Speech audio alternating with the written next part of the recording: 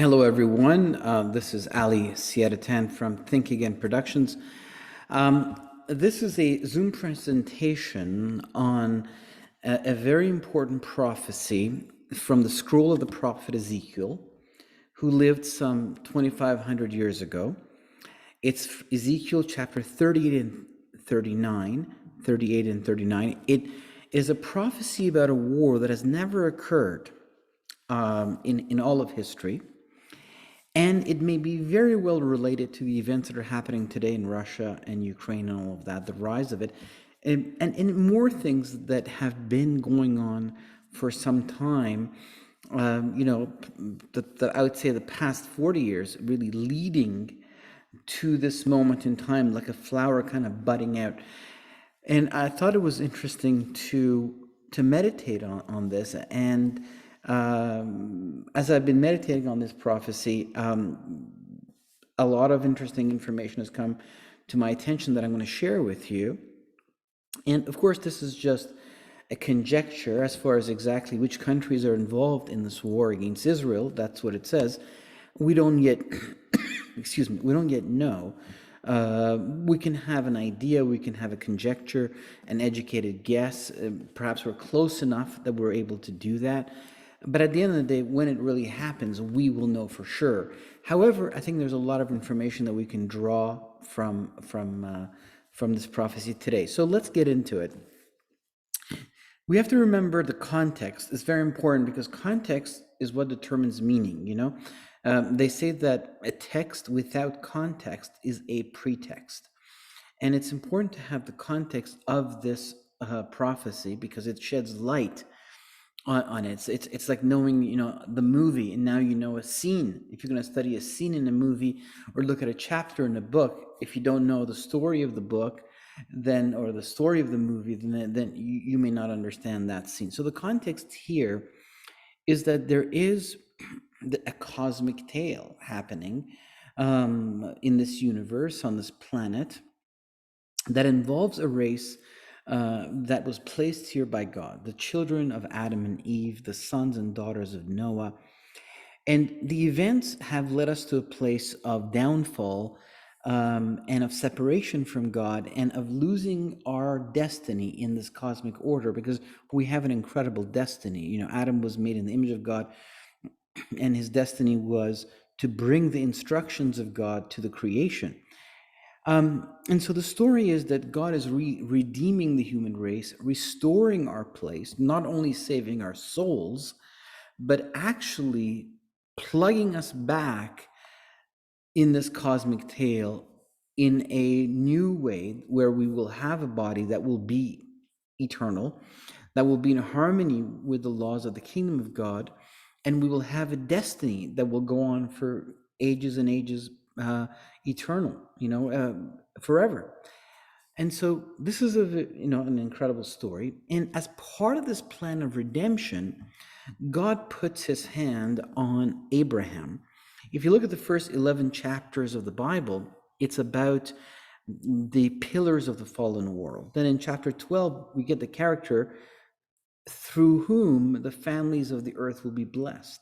The very families that were cast out of the presence of God in the previous chapter, in chapter 11. And there's a covenant that God declares over Abraham, and this covenant is the plan of God for the human race and for the restoration of the human race. And from then on, we follow, the children of Abraham, specifically his grandson Jacob and his 12 children, the children of Israel. And that's what Jacob becomes known as, Israel. And this prophetic nation, because the nation is born out of a declaration of God at a time where Abraham and Sarah are too old to have kids. And God says, there's going to be I'm going to intervene, and she will be able to get pregnant. Surprise, surprise. And so Isaac's birth in some ways is miraculous, kind of like foreshadowing the birth of the one who will have the true and final covenant that will redeem the human race. Isaac also receives the title of the covenant bearer, and he's kind of this covenantal seed, and so God then declares a prophetic destiny over this nation. And not only does he talk about the immediate circumstances of what is going to happen to them, but God looks into the great distant future. And so many of the prophetic paintings of the Bible talk about this moment in time, essentially, where the age of empire and the age of the world of humans and the fallen angels will give away to a messianic kingdom, a utopia, essentially, where things that are contradictory in nature, like a lion and a cub and a child and a cobra and a child and an asps, will live in harmony together. Like the lion will eat straw. People will put away the weapons of war, and an age of peace will come in on the earth like we have never known before. This is the Messianic kingdom, and the book of Revelation tells us that it will last 1,000 years, which is kind of one day in the cosmic clock. And no one, of all the people that lived hundreds of years before the flood, before God changed the lifespan and I guess, changed the genetic code for that, it seems that no one ever lived 1,000 years. Everyone fell short of this one day in the cosmic clock. But in this kingdom, we will live 1,000 years, and it will last that long. And it's the Sabbath of history. And so much of the prophetic writings of the Bible focus really on this transition, on this moment of transitioning from one age of history, which has been an age that has gone essentially, perhaps from the flood all the way to that moment in time. You can kind of like look at it that way. You can cut it into smaller pieces, but really it's kind of this age of empire, this age of a fallen world, this age of the influence of the fallen angels, the prince of this world, over the nations. And then this messianic kingdom arrives. And this is the subject of this history. And as God puts his hand on Israel and talks about their destiny, God takes us to a moment in time where through the eyes of Israel, through the destiny of Israel, we get to witness prophetically what this age of transition will look like, what will be its birth pangs. And it's kind of like a movie. When you watch a movie, a character is in a city, and that there's a lot going on in that city, but you don't see it. You see only what the character sees. If the character is walking down the street, that's what you see. If they go into a restaurant or a hotel or a bar, that's what you see, right? You see them kind of moving around. So it's the same type of thing. We are seeing the future. Instead of writing a book where God says, and when Australia and China and Japan and Africa and the Middle East and the Americas, then when this happens and that happens, who could read such a book, right? So God says, look, let's just focus on the epicenter. When these events occur on the nation that I have chosen as my servant, and I put my hand on them to bear my name, when these events occur, then you'll know that these are the birth pangs. And so what the prophecies tell us is that as we get closer to this time of transition, that the enemy will rise to interrupt this process and to break the word of God and to break scripture, to halt the fulfillment of God's design and God's plans for Israel and for the human race. You see, because what we're shown in the prophetic picture is that eventually when Israel and the Messiah and this land are united, that is the moment in time where history shifts into the next age, into the Messianic kingdom, into this utopia, as though the Messiah and Israel are the heads of a spear, and as the head of that spear pierces into the next age, the faithful in Messiah, the body, the spiritual children of Abraham, and the nations follow the Messiah in Israel into the next age of history. So the enemy focuses its power on thwarting the plans of God by derailing the destiny of Israel and breaking scripture. Ideally, the goal is to destroy Israel so that these prophecies cannot be fulfilled, so that the age of empire would be, God forbid, prolonged. And that eventually, as they kind of, continue to groom our culture and change our worldview. And even perhaps if you follow my research, then you know about the hybrids. You watch my documentary, here's a plug, UFOs, Angels, and Gods, which I released in 2006, based on research from the 1990s. We were one of the first ministries in the world to really bring this to the attention of people. So hybrids are very well documented in that documentary. The modern day Nephilim reality is a real thing.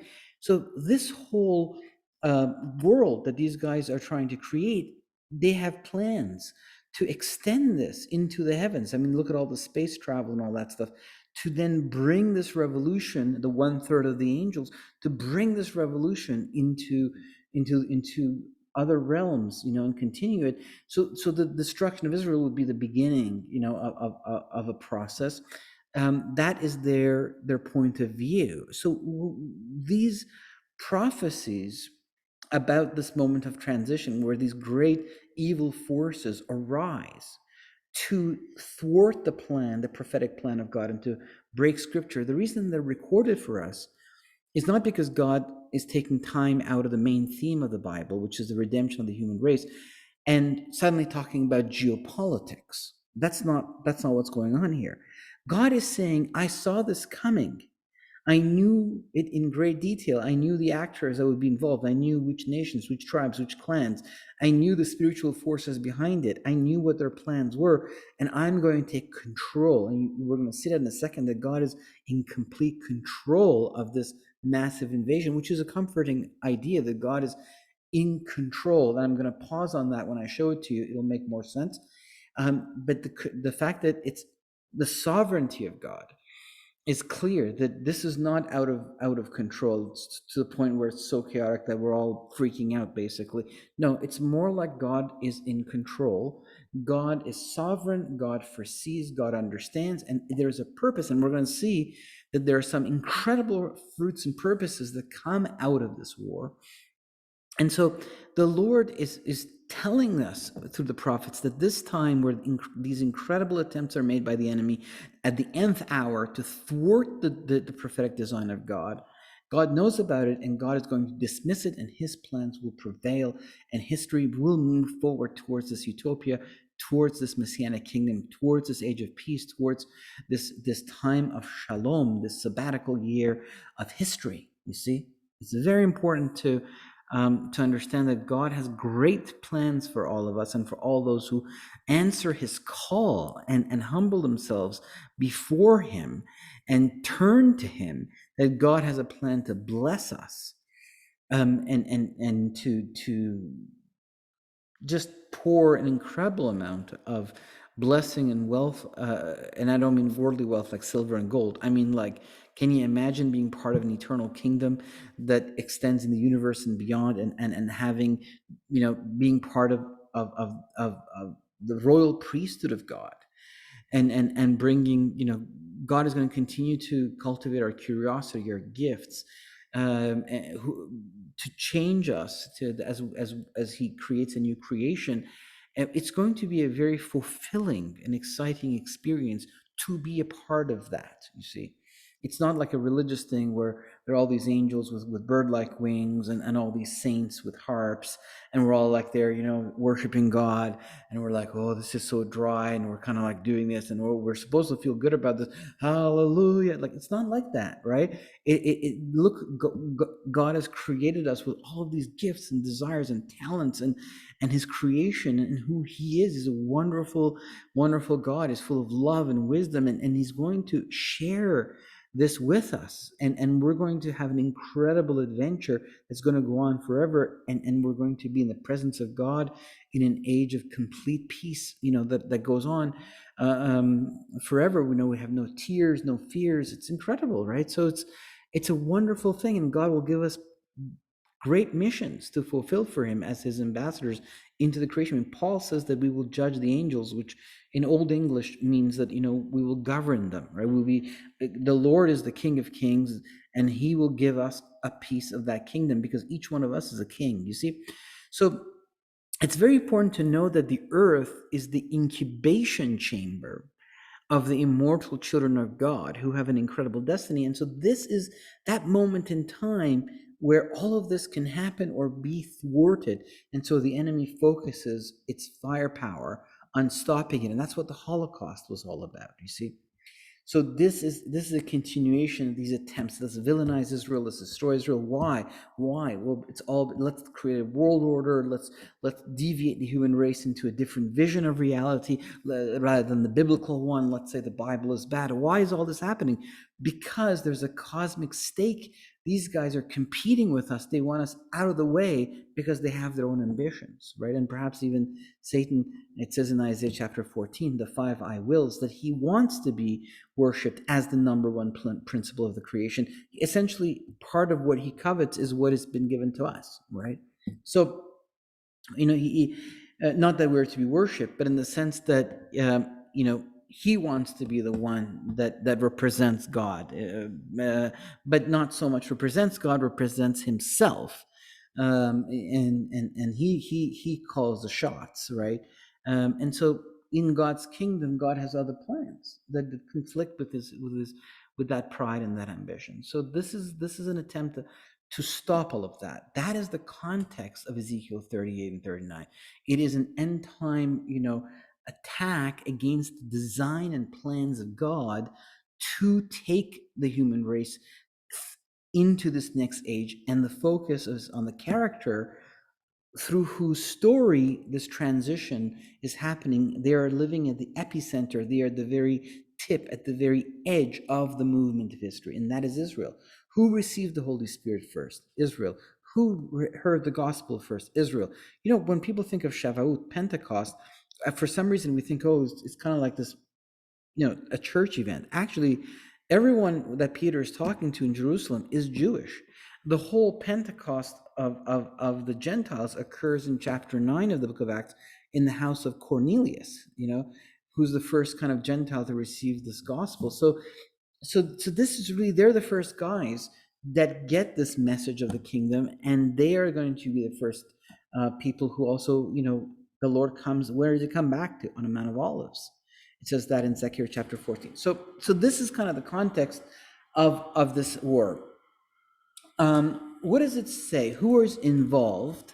And what are the modern nations that correspond? And what are the details of this mystery, of this revelation that God has left for us? I think I'm about to sneeze. Excuse me. The word of the Lord, of Adonai, came to me. This is chapter 38 and 39 of Ezekiel. Read it.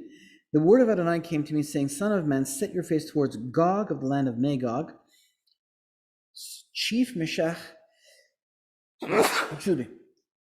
prince of Meshech and Tubal. So Gog of the land of Magog, the chief prince of Meshech and Tubal, prophecy against him.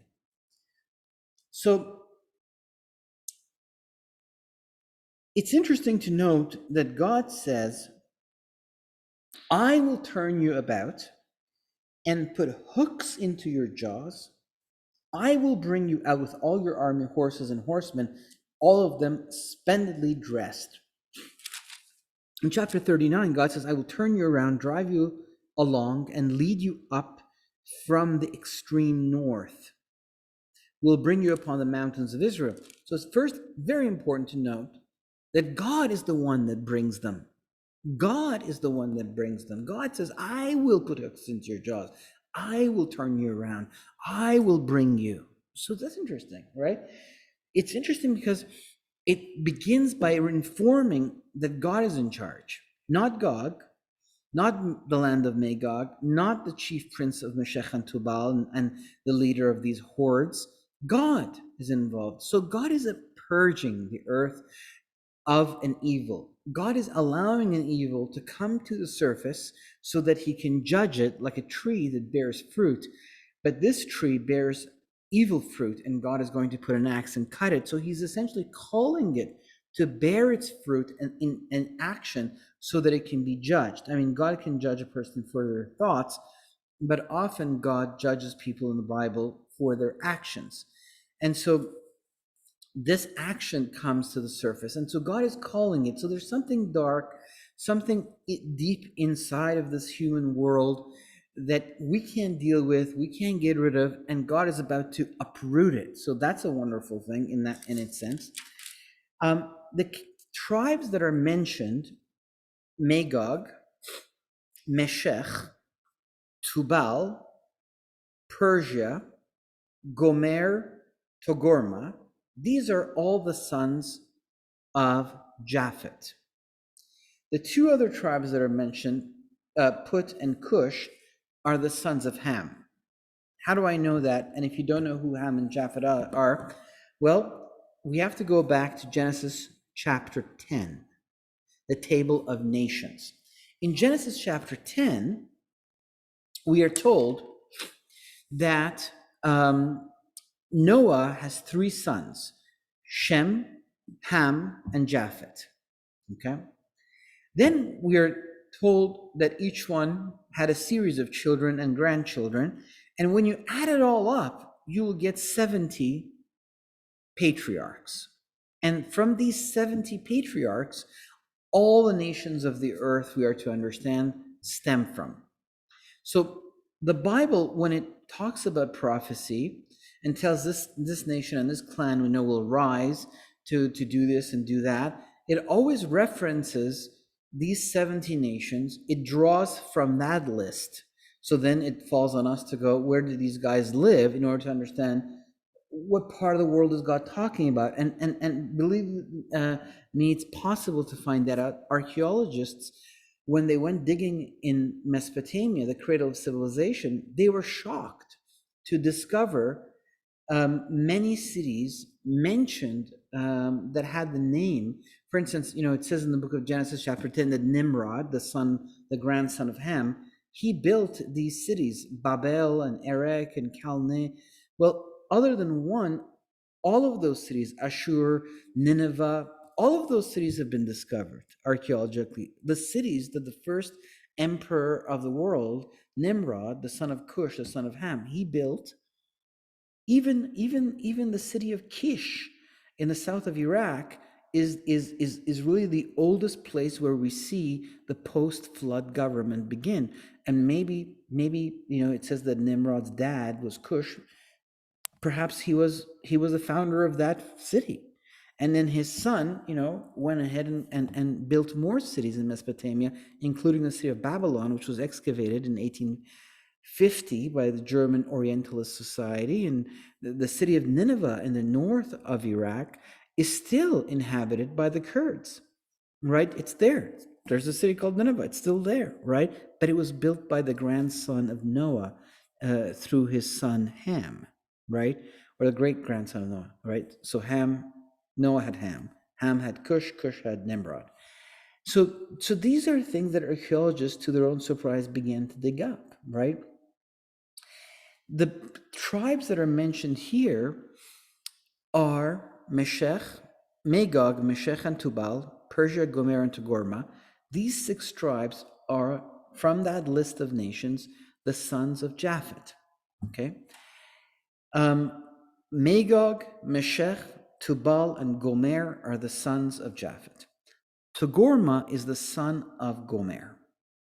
The Persians are often associated with the Medes in history because they united with the Medes to form an empire, the Medo-Persian Empire.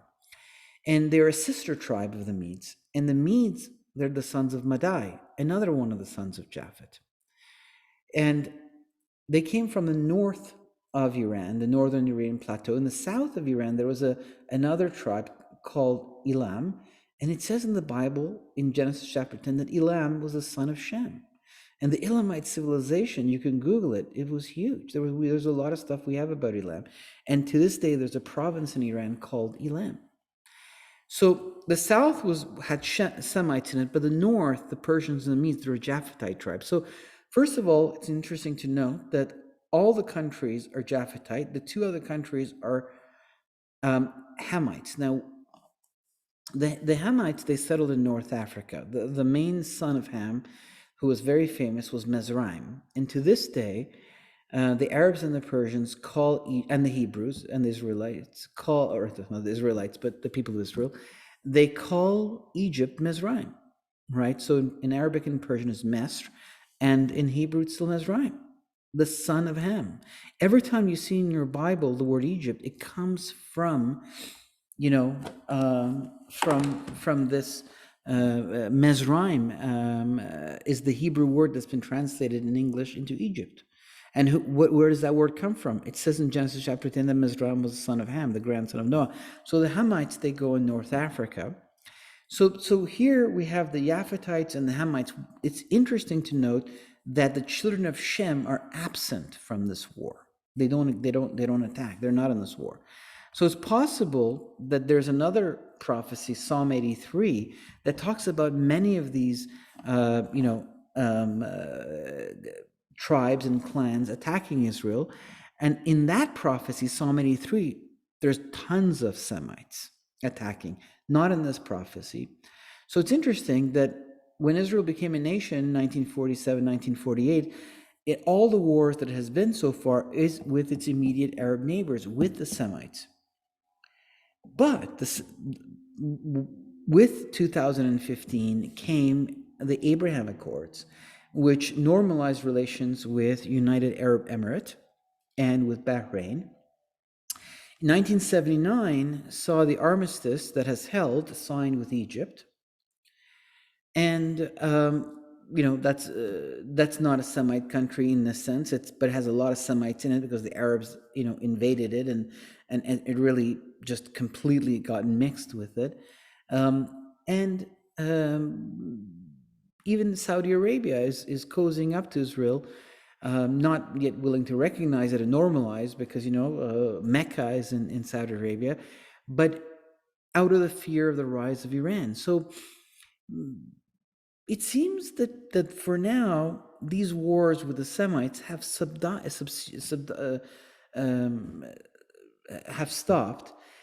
And we are now looking at more, in this prophecy, we're looking more at the Islamic nations that are non-Arabic, such as Iran, such as Turkey, such as parts of North Africa, and of course, Magog, Meshech, and Tubal, who are kind of the leaders, the industrial patrons, the big bosses of this event. And that, of course, could very well be Russia, as I open this up for you. And that's why it's so interesting that suddenly Russia is rising in this way militarily and has such a deep connection with the Islamic world.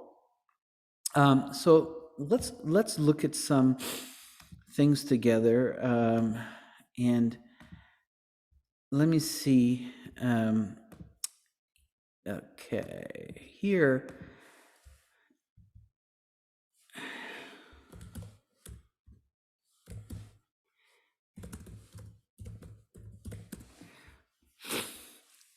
I just did this Zoom presentation last night to a congregation, and I didn't use this, but as I'm talking to you guys, this suddenly came to my mind. Let's see if we can find a nice map.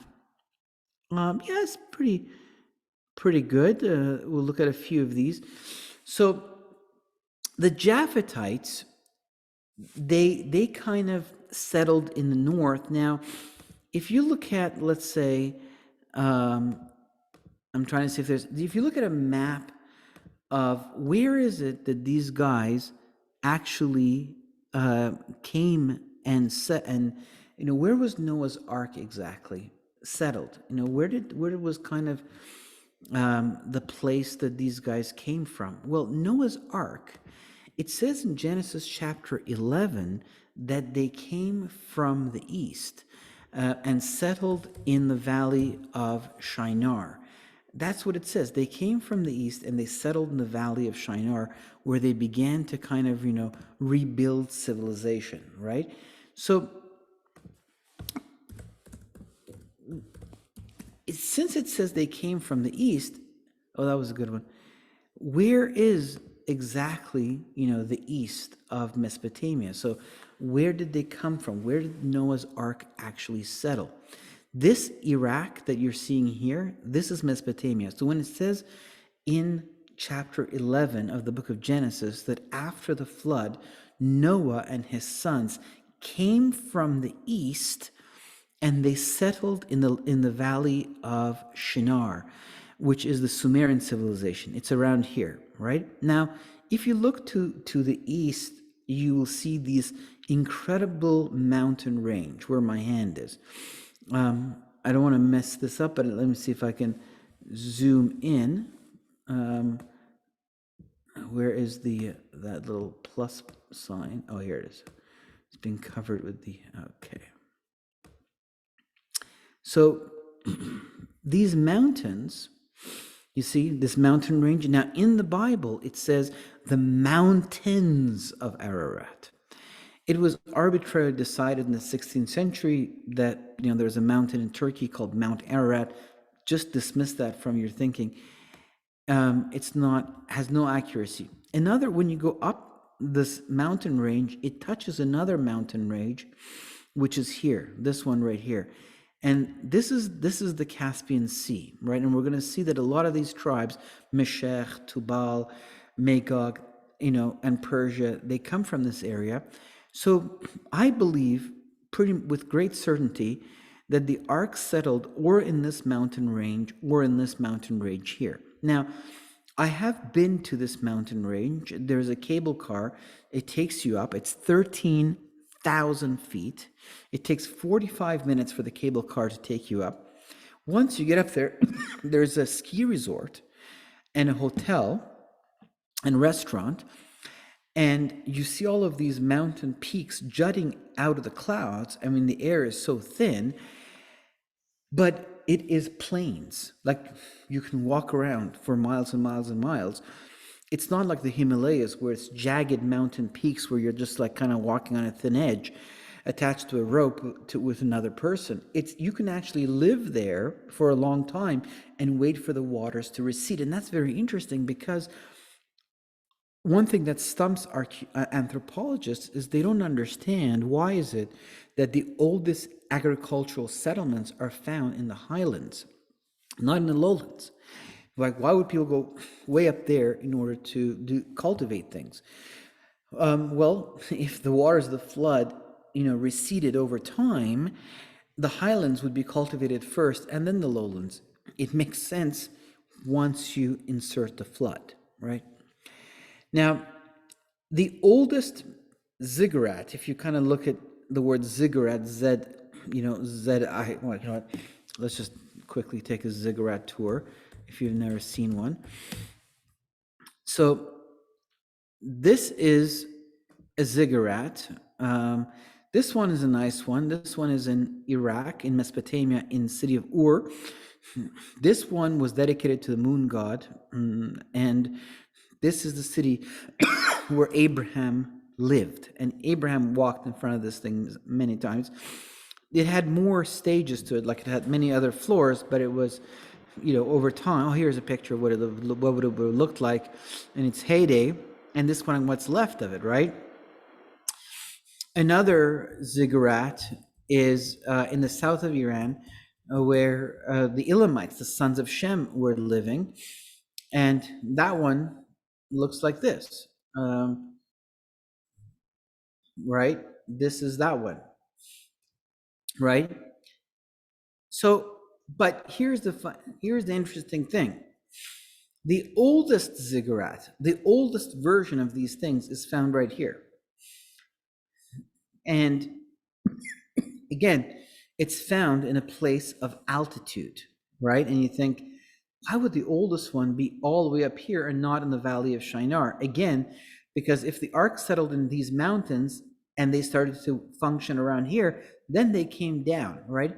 So when we look at this prophecy, the immediate children so Noah and his kids went through the flood. The immediate children of his kids, Noah's there, he's got 3 sons, their immediate children are given to us as reference, which means that they weren't living too much further out from where all of this stuff was happening. I'm just curious if I can find that oldest ziggurat for you. I want to have a look at it myself. It has a different name.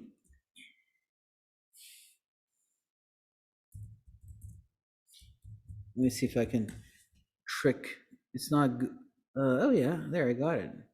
So this is what it looks like. This is the oldest one. It's in the north of Iran. You can see, right?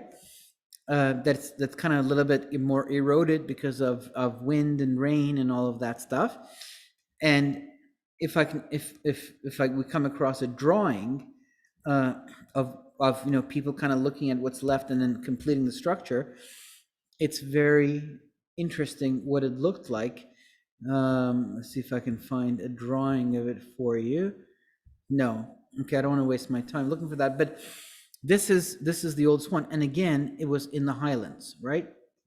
So this area here, these mountains and these mountains, is where the ark settled, and then they came east to the land of Shinar. Okay, and so since most of the children are Japhetites, we have to ask ourselves where did the Japhetites settle? Where did these guys settle?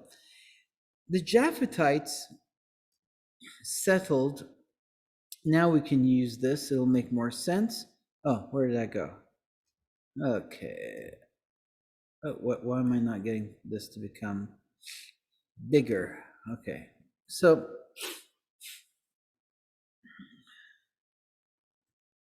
as I said, I hadn't looked at this particular anyways.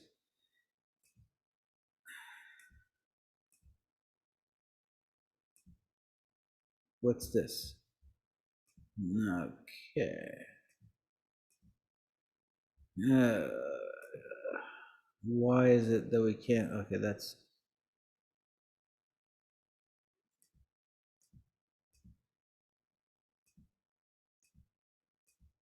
I saw a map at the beginning that I think would work for us. Okay, here. Okay, so you see the Japhetites. This is the mountains of Iran, and all of the pink is Japhetites. Okay, the Japhetites settled in the northern Iranian plateau, in the stands of the Soviet Union, Uzbekistan, Turkmenistan, Tajikistan, India, the northern Iranian plateau, Turkey, the Russian steppes, and into the beginnings of what eventually became Europe, like where Poland and Germany and those countries are going into Europe, right? And this is another funny thing that archaeologists and anthropologists don't understand. They go, you know what?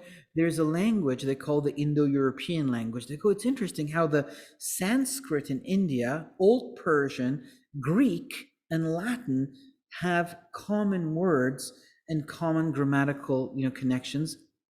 They speculate, they go, there must have been a tribe a long time ago that was the mother tribe of all of these people. And so the language came from there and it kind of got changed, right?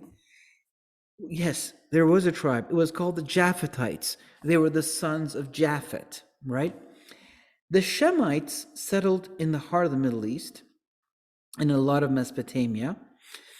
And these guys are the ones that are absent in this prophecy. The Hamites were here. This is pretty accurate. Put and Cush, and also some of the Hamites also came and settled in some of the cities of Mesopotamia, like Nimrod. He came right here in the valley of Shinar after the flood, because this was kind of the heartland. It seems that before the flood, this area was where all the big cities were. So everyone wanted to go back and kind of claim that area, rebuild that area. And even it says that this is where these guys came to settle after the flood in the valley of Shinar, right? So if we're talking about a war of the Japhetites, their heartland of the immediate children of Japhet would have been this area of the world that is very much now, Turkey and Iran and Russia and the various stands in Turkmenistan, Uzbekistan. By the way, if you don't know what stand means, it means land. Like, Turkmenistan means the land of the Turks. Uzbekistan means the land of the clan of Uzbek. Tajik is a clan, like a tribe. Tajikistan means the land of Tajik, of the people of Tajik. The English version is land, right? The tribe of Engel. Well, they have England, Ireland, right? The Scot, the tribes, the various clans that we call the Scots. They have Scotland, right? Scotland. So this is what Stan just means. So that whole area, and I'm going to show you. Oh wait, I have. Um, okay. Yeah. So this is one map. If these guys came, this is where the Yaphatites kind of were living in this area, right? All the way from India into this area, northern European plateau, Turkey, Russia, Ukraine, Belarus, Poland. This is the Yaphitite lands, and the Hamites were living here, right? This is kind of where the address that the Bible is giving us, as far as to where do we look for these guys, right? Here's another map. So the Yaphatites, they lived here, here, here, here, here, this whole area. Oh wait, you can't see my finger, but this whole area, right? And the Hamites here. So again, the Semites who lived here are absent in this war. Psalm 83 talks about that war. And actually, let's pause on this for a second, because when you look at the prophetic painting of, guys, I gotta blow my nose. Give me 1 second.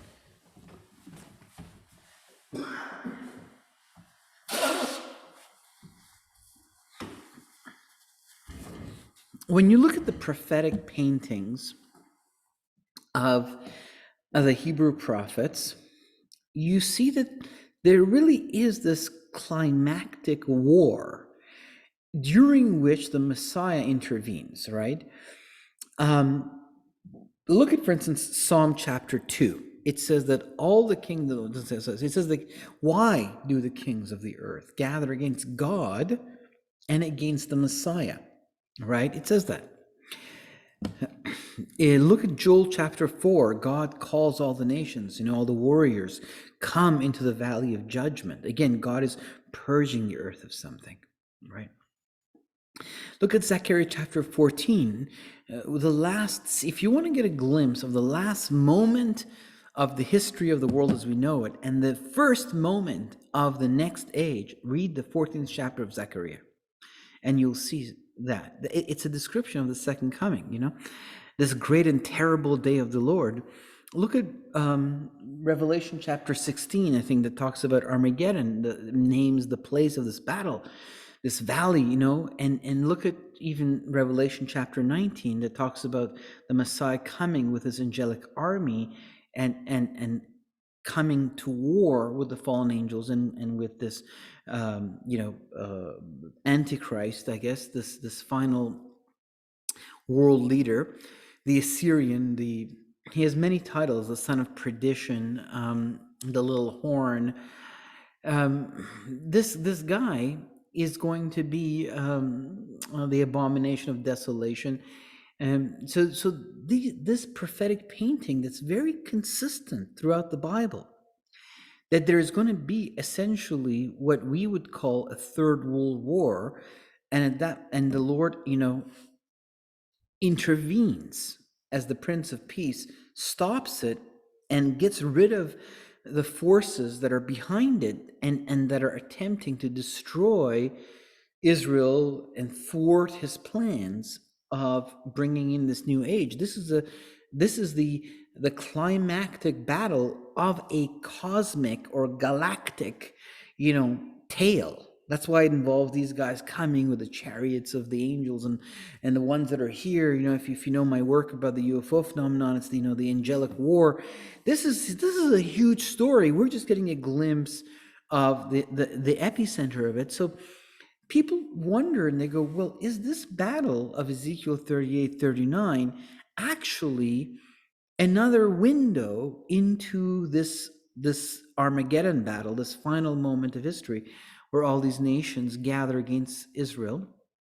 And it's interesting that if you look at the gematria of Gog and Magog, in Hebrew, the letters were also numbers, right? Aleph was one. So it's kind of like they didn't have numbers, they just used the letters as numbers. The letters each were also a number. And so this gives birth to what's called the Bible codes, where you kind of look at a word in the Bible and you go, what is the number of each letter? And you write the numbers next to each other. So when you take Gog and Magog, the number is 70, right? And it adds up to 70. And 70, of course, as I explained, is the number of the clans, the sons and grandsons of Noah mentioned in Genesis chapter 10, which for the Bible is the archetypical representation of all the nations. Therefore, 70 implies, and it says in Zechariah chapter 14, all the nations will gather against Jerusalem. So definitely I would say there are definite overlaps between this battle and the Battle of Armageddon. And there are many scholars like Hal Lindsey, perhaps, who was a very famous one. If you know him, he wrote The Late Great Planet Earth. These guys believed that it was the same. I have been thinking about this for decades. The first time I gave this talk that I'm just giving to you guys right now, the first time I did this lecture was right after 9/11. And so I've been thinking about this for quite some time. And I've kind of, gone back and forth. But right now, I'm in the camp of the scholars that believe that this is a different war. I think that there's this Psalm 83 talks about many of the wars I think that we have already seen in 1948, 1967, 1971, these wars. This one talks about a war that's coming, and then these other passages, Psalm 2, Joel 4, Zechariah 14, Revelation 19, they talk about the final confrontation, right? In fact, you can see the story of the prophetic destiny of Israel as it returns to this land as essentially the story of 3 world wars. The First World War is the war that took the land out of the hand of the Islamic Ottoman Caliphate and gave it into the hand of the British, kind of freed the land. And it was decided that a portion would be given back to Jewish people, in the Balfour Declaration of 1917, which, by the way, if you go to 1917 and you add 50 years to it, right, that will bring you to 1967. And 1967 was this miraculous battle like this one that we're about to open up more.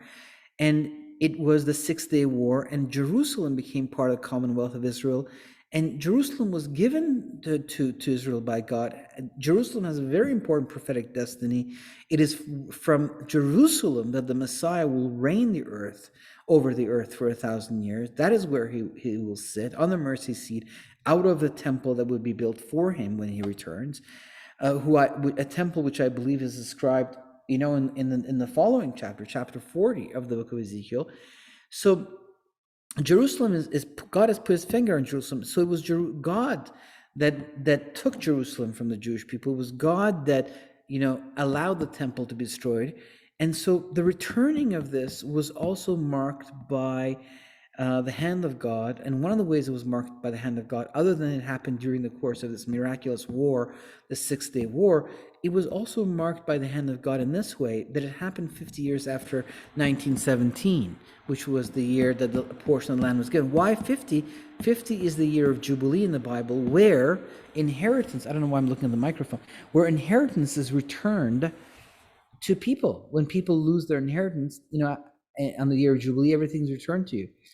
And then after the year of Jubilee of 1967, add 50 years to that. Where does it take you? 2017, where the leader of the most important country in the world, Donald Trump, the United States, proclaimed Jerusalem as the capital of the Jewish people once again. What is the ultimate inheritance of the Jewish people? The Messiah. So they're getting closer and closer to revival and to the return of the Messiah and to the ushering in of this Messianic age. And it is following these 50-year. So the First World War was the war that took this land out of the hand of the Caliphate, of the Muslims and gave it back to Jewish people. The Second World War, tragic as it was, an attempt of the enemy to stop the return of the Jewish people to this land and the fulfilling of these prophecies. And instead of the 1,000-year rule of Christ, Hitler was like, we'll have the 1,000-year Reich, so he's directly competing. And if you look at kind of that movie, what was that very famous movie maker that it was a woman that Hitler hired to make that movie of him? What was her name? Anyways, you probably know. I think it starts with an L. Anyways, it's the movie begins with Hitler coming. A plane lands. A plane is flying, and you see it like the footage is like she's in the plane filming the air, and then it comes down. It is by design to make it look like the Lord coming. It's from the heavens. It's competing directly, right? So the Second World War was the war that gave birth to the prophecies of return to the land. Now, after the Holocaust, the League of Nations gave officially, it was decided that a new nation would be born. And if you read Isaiah 66, it tells you, has anyone ever heard of a nation being born overnight? As a rhetorical question. And yes, of course, that's what happened in 1947. It was decided in November of 47 that such a nation would now exist. And the Jewish people were allowed to move back to declare it in 1948 and physically take control of the land. An independent part of the land was given. So we see the prophecies going forward, and that was Second World War. So it seems that the Bible is suggesting quite clearly to me in all of these passages that there will be a third world war, and it is during that one that the Messiah will come and usher in the next age of history. So in that sense, you can see this very end part of the end times, because the end times began at Pentecost. Peter declares it. They began at Shavuot. We have been in the last age of history for 2,000 years. The Messiah has been declared to the nations. All the people that were cast out from the Tower of Babel, all the nations are called back to God. And from every nation, people are invited to fellowship with the living God and to know who the king is. The time of inauguration is done. But then the very latter part of the end times is the birth pang years. And the Lord said it would be like a woman giving birth. And I suppose that all of these events that we're experiencing, they're like contractions. They'll get kind of worse as we go forward and closer to each other, as this age of history is about to give birth to the next age of history. Ooh, that hand got that 3D feel to it.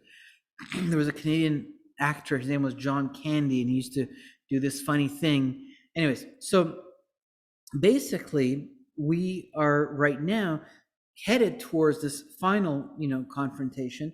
And so you can see there's perhaps three wars that mark this period of history, and each advance the projects of God. And this war, I'm going to suggest, is not one of them. This one is different. Why? Because the tribes of Shem are not involved at all. The sons of Shem, that's one reason. And other reasons that I'm going to open up to you soon as we go deeper into it, you'll see why, right?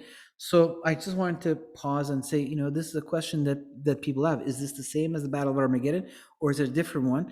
Scholars are divided into two camps. Some say it is different, some say it's the same. I now fall in the camp that says this is a different battle, and I'll show you more reasons as to why. Now, when we look at these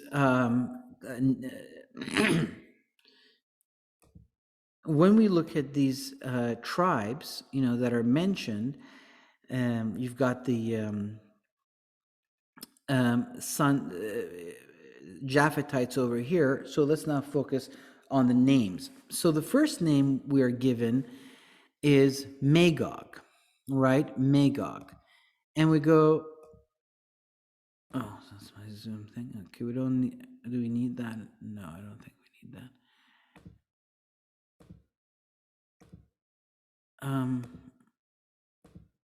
Wait, there is this. Okay, we don't need this anymore. No, we won't need this. Here it is. Okay. So, who is Magog? The Gog is from Magog. Now, Gog is both the name of a place and a person. So, Gog of the land of Magog, the chief of Meshech and Tubal, that is the leader of the horde. So, the first person or first region we have to understand Magog. Where is Magog coming from? Magog, the son of Japhet. Well, what do we know about the term Magog? Hesiod, the father of Greek didactic poetry, identified Magog with the Scythians of the southern Russian steppes. Herodotus, who is considered the father of history, and meaning the first guy who we believe, Herodotus is considered in Western tradition as the first person to actually start to write history. Before that, you only recorded the chronicles of kings. What did this king do? But Herodotus began to actually record the history of people, the history of nations, the way that our historians do. That's why he's called the father of history. Herodotus, the father of history, uses the term Scythians and Magagians interchangeably. So when Herodotus is writing his histories, he's writing and he says Scythians. Then, like in the next paragraph, he says Magagians. So Magog was an older name for the Scythians, and Herodotus, who lived, some 2,300 years ago, he was familiar with that term. That was what these guys were called. The ancient Jewish historian Josephus identifies the Magagians as Scythians of the far north in his Antiquities. I think it's book 6. The Latin father Jerome. Who was Jerome? Jerome translated the Bible in the 4th century, AD, the 4th century of the Common Era. He translated the Bible from the Hebrew and from the Greek into the spoken everyday language of Romans, of Latin. The Vulgate, it was called, the Latin that people could easily understand and speak every day. And that Bible actually became the founding document of Western civilization. Believe it or not, as the Holy Spirit poured into the Roman Empire and changed the destiny of what became eventually the West, Europe, and the colonies, this Bible became kind of its constitution, its founding document, actually. For 1,400 years, Jerome's Bible shaped Western civilization. It was most certainly even more influential of a Bible translation than the King James version of the Bible. So the Latin father Jerome says that this word, Scythians, the word Magagians, he says, denotes the Scythian nations, fierce and innumerable, who live beyond the Caucasus and Lake Meotis and near the Caspian Sea. You remember I was showing, here's the Caspian Sea. We have it right here on the screen. Right here, the Caspian Sea, right? And so even there's another person, but he's not the only one who says this, Reverend Archibald Henry Sayce. He says that perhaps the name, by the way, and read the full quote from Jerome, who lived beyond the Caucasus and the Lake Meotis and near the Caspian Sea and spread out even onward to India, which is right here, right? And you can see it on this map. And this reverend says that perhaps the Magagians, they represent the Assyrian Matgugi, or the county of Gugu, which is true that in a lot of Assyrian writings, and the Assyrians, had this empire 1,000 years before the time of the Messiah. And in their writings, we hear about not only Matgugi, which is perhaps the Magagians, but also about Meshech and Tubal. And by the Assyrian period, the tribes of Meshech and Tubal are living here. So Magagians are the Scythians, and they're the prince of Meshech and Tubal, which are also Scythian tribes, you see. And so Scythia becomes the more recent name of the Magagians, and they lived here. The origin of the Scythians is the northern Iranian plateau right here. Everyone agrees on that. And they've settled mostly in the Russian steppes. And if you kind of look at all of these countries, so this is the Iranian plateau, all of these countries here, right, and here, So you've got the Meshech and Tubal kind of living here. We see them here. We see them going up from this is Iran, this is Georgia and Armenia. They go up here into what becomes eventually Ukraine and Belarus. We see them coming here. One of the guys that is mentioned in here, other than Meshech and Tubal and Magog, is Gomer, right? And Gomer, they kind of go, and the Talmud, the Jewish Talmud, says that the Gomer calls Gomer Germania, and so Gomer ends up settling more around what would be kind of Poland and going into Germany. And another one of the sons of Japhet, Ashkenaz, settles around here. That's why when the Jewish people moved to Poland and Germany, they called themselves the Ashkenazi Jews, meaning they were now living among the lands that belonged to the children of Ashkenaz, the child of Japhet. And so, again, we're looking at around here with Gomer. Another one that's very easy to locate, Turkmenistan, right here. So you look at Togorma, the son of Gomer, that's mentioned in this prophecy. You know, this country here is called Turkey, right? But actually, you know, the old name of this place was Anatolia, and there's different tribes mentioned. Some that Paul, like the Galatians, that Paul wrote a letter to, they lived here. But this is not actually the original land of the Turks. 1,000 years ago, just 1,000 years ago, the people that lived here, some of the clans from Turkmenistan, which is the cradle of the Turkish people, they came over here and they invaded this land and they conquered it. And the Ottoman Empire that came out of this area was actually from these Turkish tribes. And in the honor of their conquest, this land was then known as Turkey instead of Anatolia. But they come from here. So why is it called Turkmenistan? Because the original patriarch that gave birth to the clans that lived here, according to the Bible, was Togorma, right? Persia is very easy because the Persians haven't moved around. They still live here. And this land was called Persia until 1925. The king at the time changed the name to Iran because he wanted to modernize the country for the 20th century and rebrand it.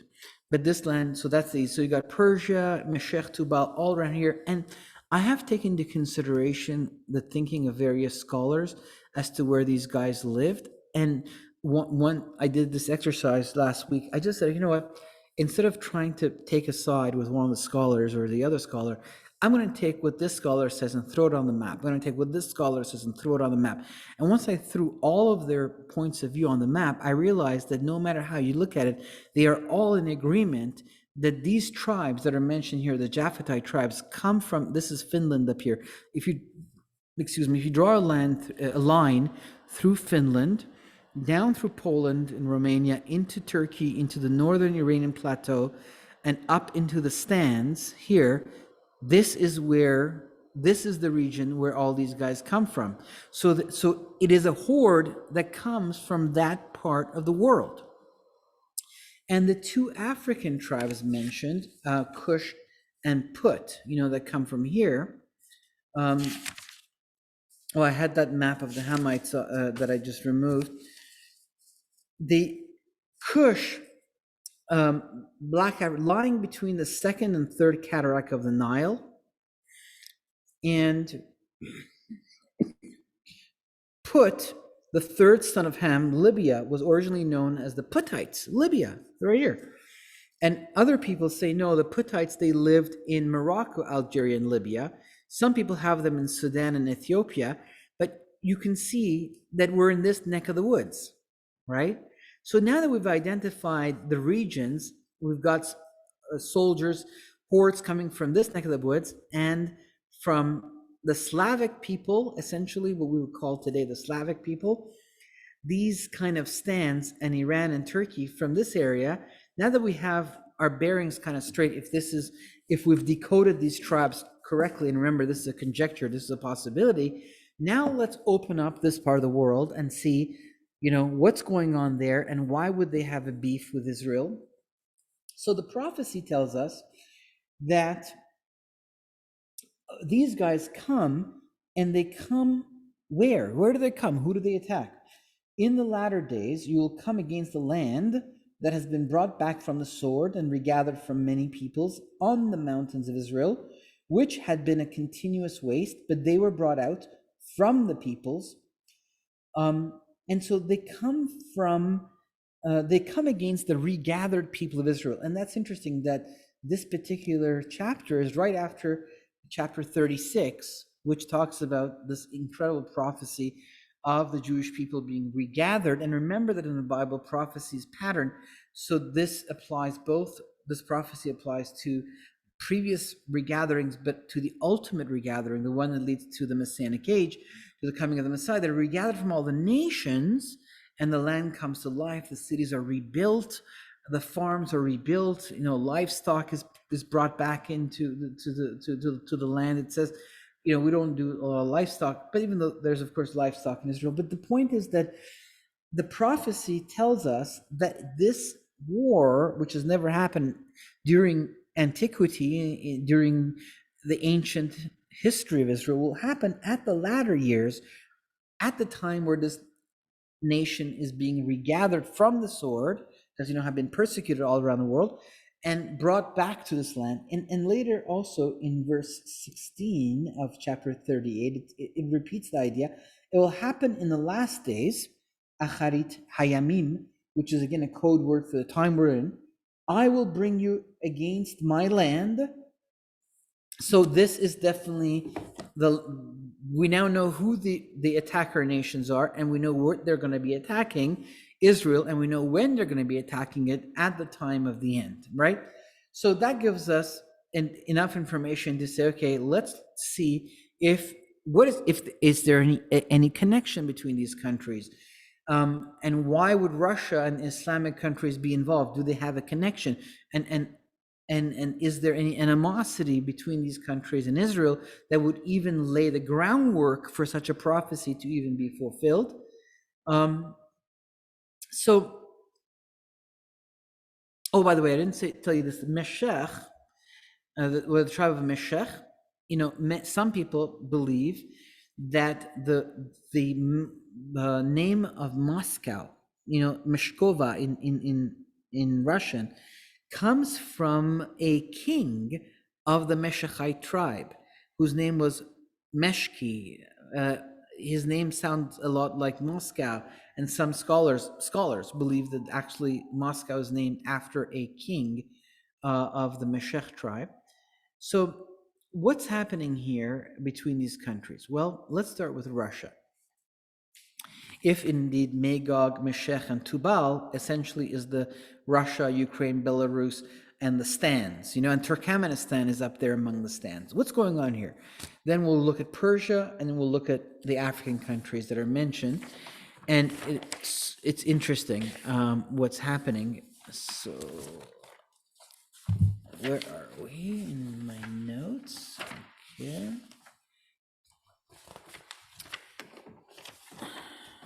Okay.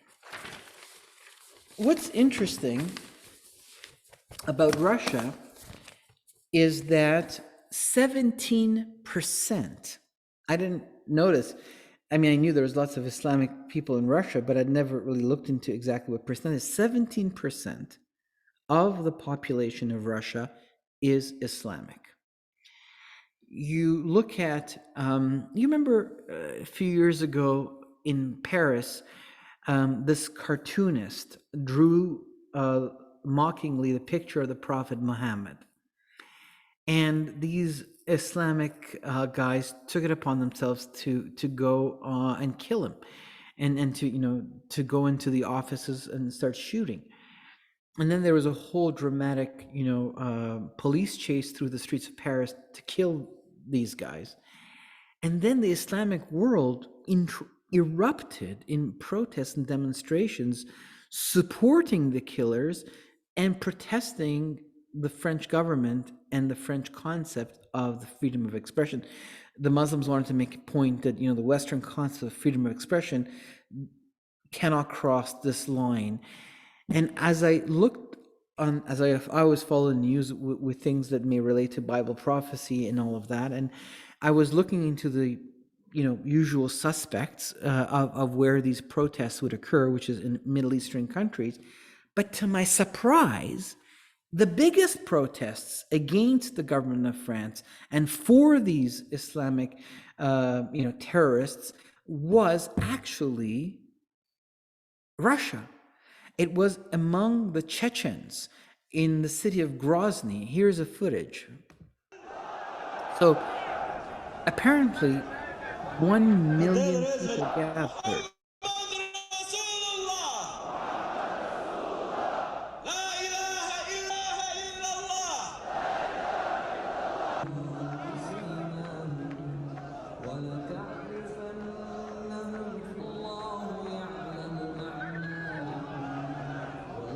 Сегодня мы пришли большой болью, потому что творится в Франции, вот этот карикатуры, это невыносима боль для каждого мусульманина. Просто мы сейчас хотим показать людям, что нужно жить дружно.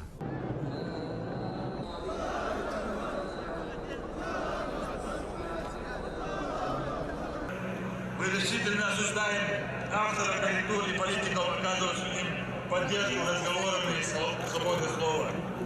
Сегодня мы видим, что Европа не сделала... Anyways, you get the idea. Now, it's interesting that there's all these protests that's recorded in this newscast from different parts of the Middle East, and then you get to Russia, and it's just interesting to just hear Muslims speak in Russian, right? You just don't, at least in my mind, you don't associate those two together, right? Now, you look at another country there. You look at, for instance, Afghanistan, and recently the United States left Afghanistan. It was a very dramatic departure, and within 3 days, the Taliban took over the whole country. And this new version of the Taliban is associated with the Muslim Brotherhood, which is a very important organization that is trying to recreate the Islamic Caliphate that was lost in 1917 when General Allenby walked through the gates of Damascus and the Ottoman Caliphate fell. They're out of Egypt, right? And this particular version of the Taliban is associated with them. It's a lot more beefier and powerful, internationally connected. The old Taliban was connected to the Salafis in Arabia, which was kind of a weaker group supported by the sheikhs of Arabia and of the Gulf. The Wahhabis, it's a different Islamic kind of faction that competes with the Muslim Brotherhood, actually. Since the Taliban have taken over Afghanistan recently, as the United States dramatically left, something interesting has happened. It has become a place for a lot of militant Islamic groups from neighboring countries, from the other stands, from Uzbekistan and Tajikistan and Turkmenistan, from these other lands where the Scythians, the Meshech and Tubal guys and Magog and these guys live, to come in and set up shop in Afghanistan. I was listening to this specialist of Islamic groups in Afghanistan talk about this, and he says that there is ISIS that's taken root in Afghanistan. They're growing. There's, of course, the Taliban themselves. There is the ETIM that has come from Turkmenistan, and they also have branches in China. There is the IMU that has come from Uzbekistan. There is the Ansarullah that has come from Tajikistan. And he said that the training camps that they have is not just for military training, but it's also, they have schools in which they teach them how to overthrow governments. Why? Because the idea is to reestablish the caliphate. So you got to get rid of the government that's there to put in an Islamic government. So it's interesting that from all of these, not only from Russia, the Russian Federation and the Chechens, but also from these other stands, there's this Islamic horde that's very fundamentalist, very militant, and very devout in its ambitions to reclaim the glory of the caliphate and to establish it exists among the lands that this prophecy is pointing us to. And of course, there is Iran. And Iran was an ally, the most important ally of Israel until 1979, when the Islamic Revolution happened. And literally overnight, it went from being an ally of Israel to being a nemesis of Israel overnight, as it had this 180-degree ideological change in the seat of government. And so from the beginning of the revolution, one of the declared goals of the Iranian Revolution of 1979 is what they call the liberation of Quds, the liberation of Jerusalem from the Zionists, which are presented in this caricature. That this is not the return of the Jewish people under the leadership of God. This is more this fringe group that is a villain and is part of a worldwide conspiracy. They kind of cast them in that light, and so this is why the Islamic Republic, after the gates of Mesopotamia opened with the fall of Saddam Hussein, they poured into Syria, into Lebanon. The Hezbollah is under the control of the Iranian IRGC. Why? To surround Israel in order to eventually receive the signal from God and to have the proper alignment of circumstances that gives the Islamic army of Iran, because Iran has two armies. It has a civilian army and an Islamic army.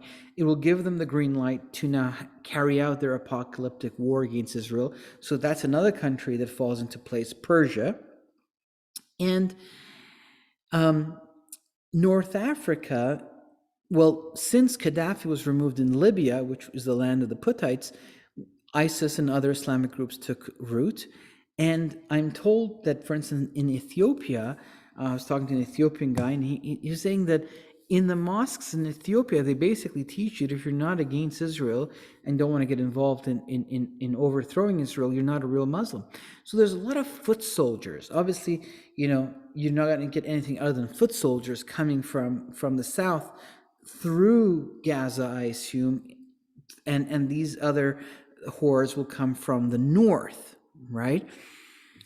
So definitely, there's this. Now, the Islamic connection between Russia, because it says that God is going to put a hook in the jaws of Magog, and we see that Russia has gotten itself very much connected more and more to this Islamic region, where after the fall of the Soviet Union, Putin, I think, started to look for a new base to rebuild, and he chose the Islamic world as a base. He began to get involved in building a nuclear facilities for Iran, and these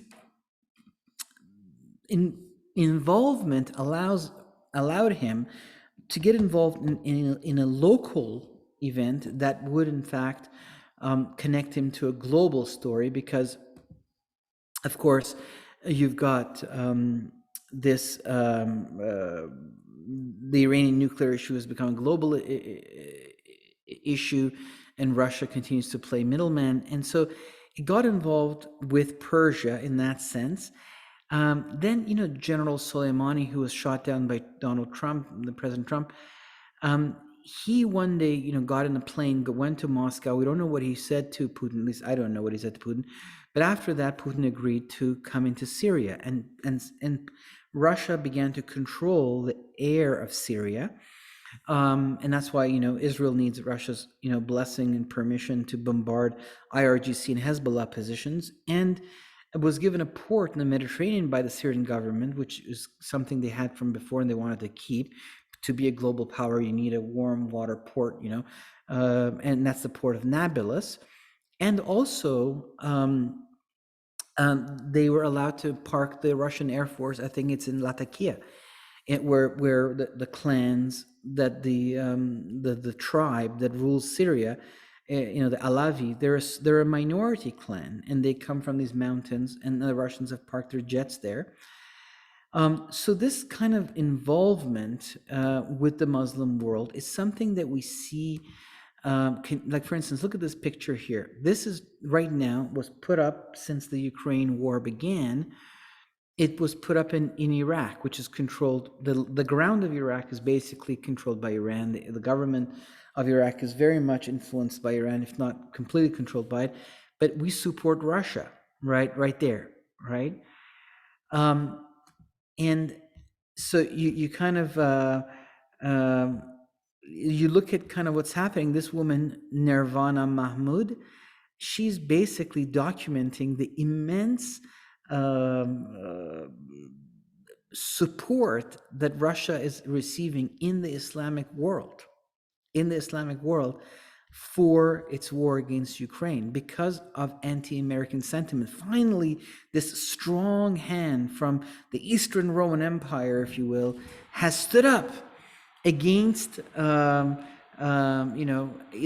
is cheering. It says here, Iran supreme leader blamed U.S. for the war in Ukraine. His media is cheering Putin 24/7. They all through the Islamic world, there is this cheering happening for this war. There's a video I wanted to show you, if I can find it. So it's also well, let me see if I can find that video for you.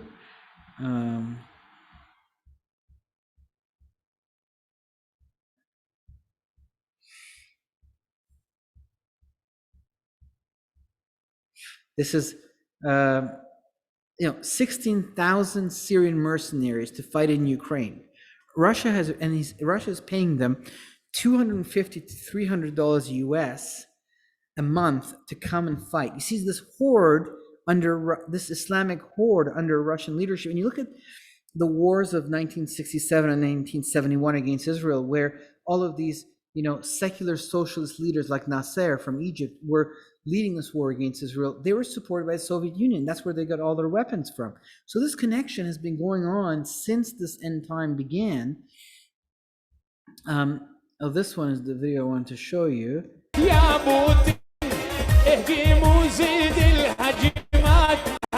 so read the subtitles.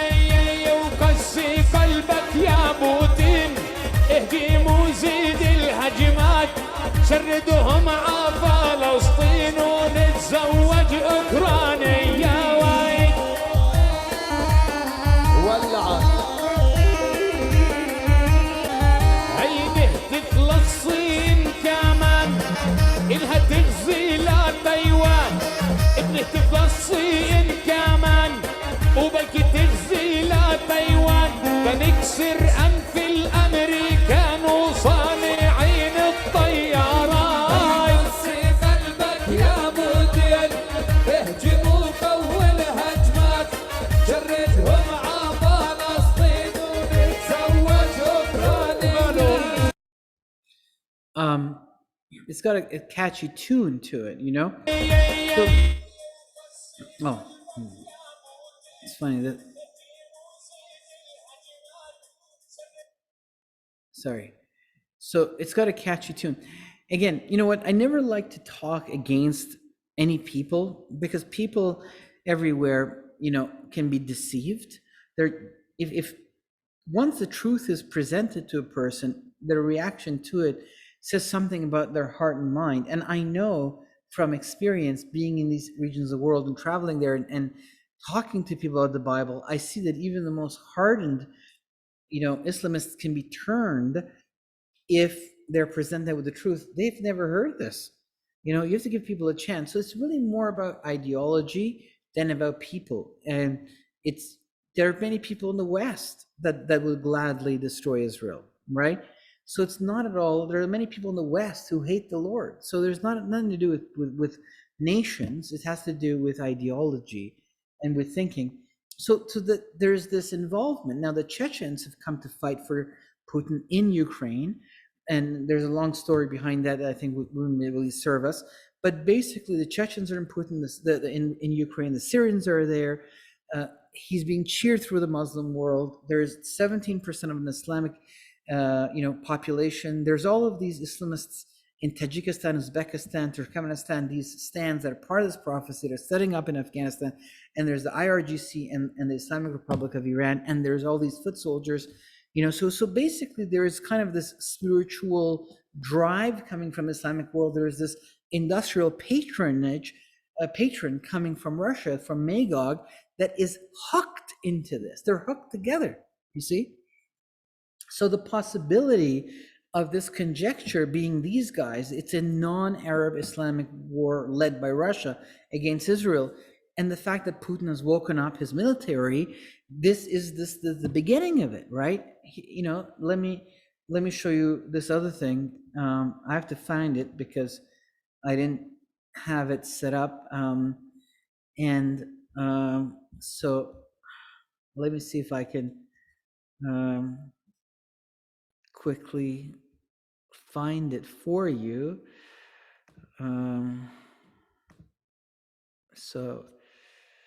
Okay, let's.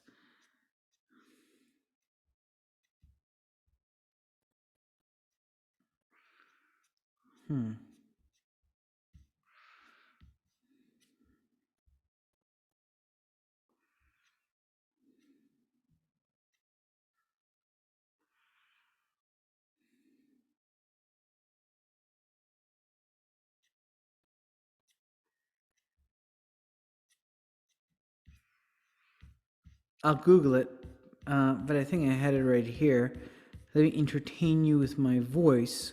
I'm not going to sing because I'm not very good at singing, but I will do my best to find this for you and show it to you.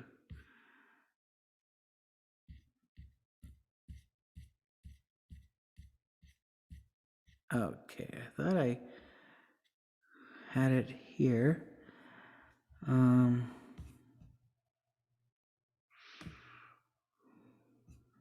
Okay, yeah. So this is of prophetic importance. Join me on my upcoming chat with Richard Smith. This is huge. I was on Coast to Coast AM talking about this prophecy. So what we're seeing here is Russia takes issue with Israel's sovereignty over the Golan Heights, and it's like, where did this come from? Well, this was in February. This was published on February 24th, which was, I believe, the day of the invasion of Ukraine, if I recall correctly, or maybe it was a couple of days before. But 4 days before, I believe, the invasion of Ukraine, the United Nations Security Council meets once a month, and the Russian representative, out of the blue, said, you know what, actually, we don't recognize the legitimacy of Israel over the Golan Heights, which was captured during the Six-Day War and has immense strategic importance, and over Jerusalem. America says Jerusalem is the capital of Israel. We don't believe that. Now, this obviously sent shockwaves, through Israel. And why did Russia do this? I mean, this came out of the blue. So far, Russia has been very much supportive of Israel and allowing Israel to defend itself by having, access to Syrian air. So where did this come from? Right? I don't know. Did Russia suddenly, because this prophecy says that, not only the Islamic world going to get involved in this battle against Israel, but so is Russia, right? Well, this is interesting because God has put his finger on Jerusalem. God gave victory over the Golan Heights. Like it says in the book of the Maccabees, victory comes from above, right? So what's going on here? Well, what's going on here is, of course, that a spirit is being stirred. Once you understand that we're not talking about geopolitics, we're talking about a spiritual story of God's redemption plan being intercepted by an enemy, then suddenly this takes on a whole other dimension to it, right? Perhaps Russia was trying to give a warning to Israel, knowing that it was going to attack Ukraine, saying, make sure you're on the right side of this war because you have interests in Syria that depend on us. So maybe it was a warning shot to Israel.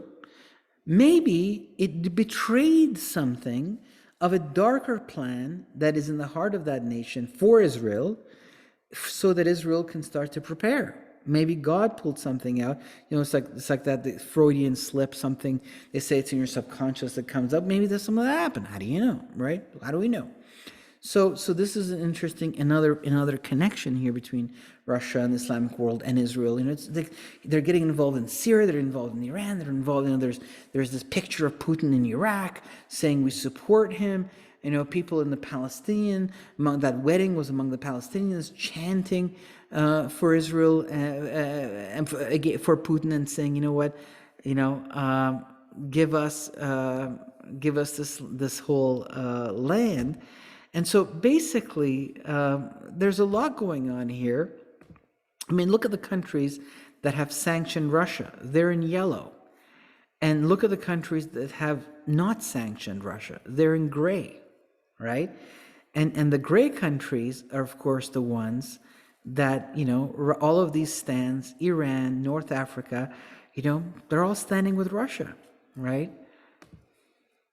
So it's very interesting. The Iranians, had this thing up today in a very important square in Tehran. They have the leaders of the Houthis who just bombarded Aramco, the oil installations in Saudi Arabia, right? They're kind of pushing forward with their proxies into the region. Of course, the nuclear deal that President Biden is signing with them is going to put $90 billion in the pockets of the Islamic Republic, which of course is something that is going to be used to expand this war and to prepare, perhaps this prophetic invasion, right? So perhaps we're seeing a lot of these things fall into place, and this war could happen, by the end of this decade. That is the timeline that I'm giving it. Now, when they do come against Israel and these hordes gather and they come, what happens to them? That's also very interesting. Let's read on. God says in chapter 38, my fury will rise up in my nostrils. In my jealousy and the fire of my wrath I have spoken. Surely in that day there will be a great earthquake in the land of Israel. A great earthquake. The fish of the sea, the birds of the heavens, the beasts of the field, all creeping things that creep upon the ground, and all humans upon the face of the earth will shake at my presence. The mountains will be thrown down, the steep places will fall, every wall will fall to the ground. I will call for a sword against him, meaning Gog, through all my mountains. I will punish him with pestilence and blood. I will pour out rain on him, on his troops, and on the many peoples with him, a torrential rain with hailstones, fire, and brimstone. So I will magnify and sanctify myself. I will make myself known in the eyes of many nations, and they will know that I am Adonai, the Lord. In chapter 39, it continues, I will strike your bow from your left hand and make your arrows drop from your right hand. And the words used in Hebrew for these weaponry, and also in Persian actually, these words, can also mean like rocket launchers, like, a bow. When you think of a bow, it launches an arrow. These words can also mean like something that launches, the rocket is the modern day arrow. As the armies industrialized, the cavalry became, tanks. That's why it's still called the cavalry, right? And bows and arrows became also mechanized and industrialized, and they became missiles, right? So, for instance, in Hebrew, sword, kereb, means destroying instrument. Arrow, chayat, means piercing missile.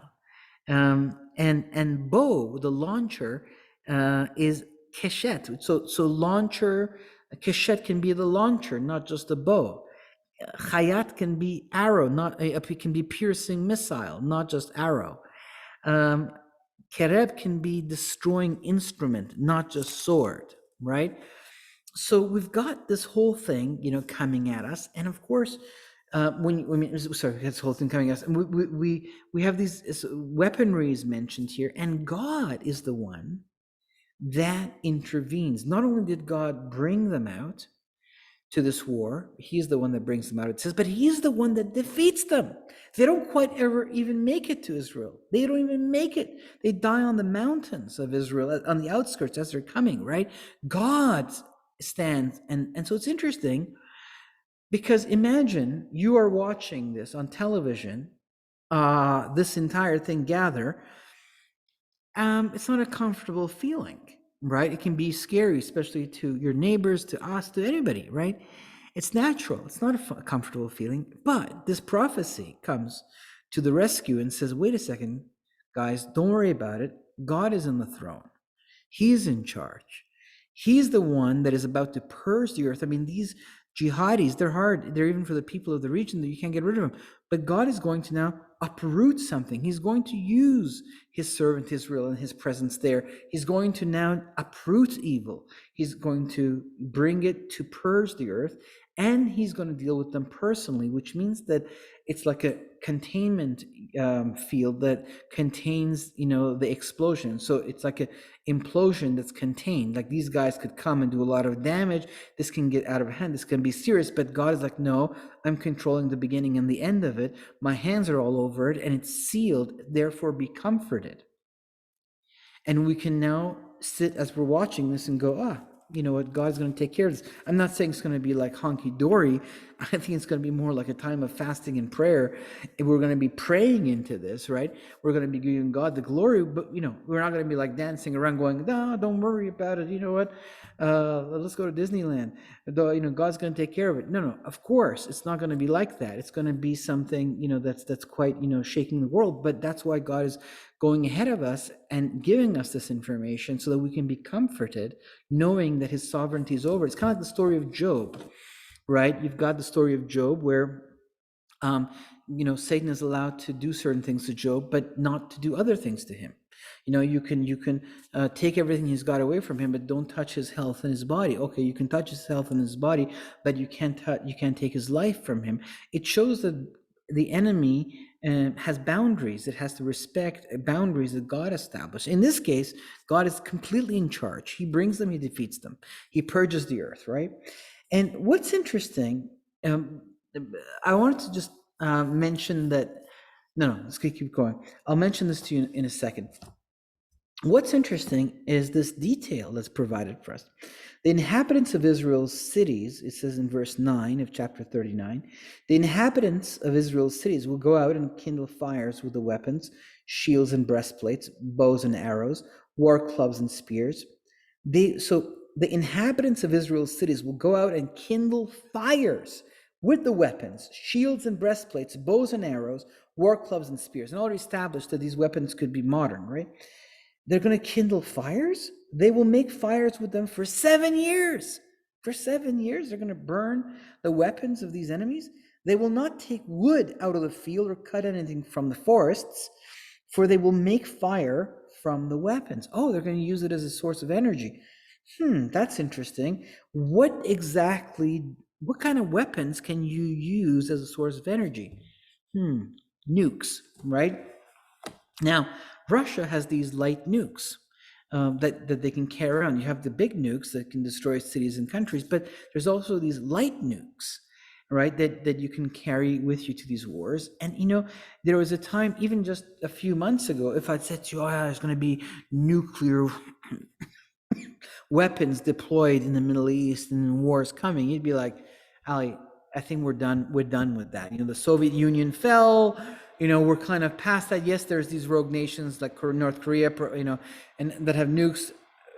India and Pakistan have nukes, but they're tied together in a war against each other. Mutual destruction assured in order for both of those countries, the Hindu and Islamic nations, to exist together. But these are very isolated things, nothing to do. Why would there be a nuke? Now we see Iran moving forward towards a nuke, and of course Russia suddenly attacks Ukraine, and the nuclear story becomes something that suddenly starts to have legs, right? The United Nations, the head of the United Nations. I mean, there's so many things that I could show you. But I'll show you this one because I think it's self-explanatory. Kind of tells what's happening in the spirit of our times.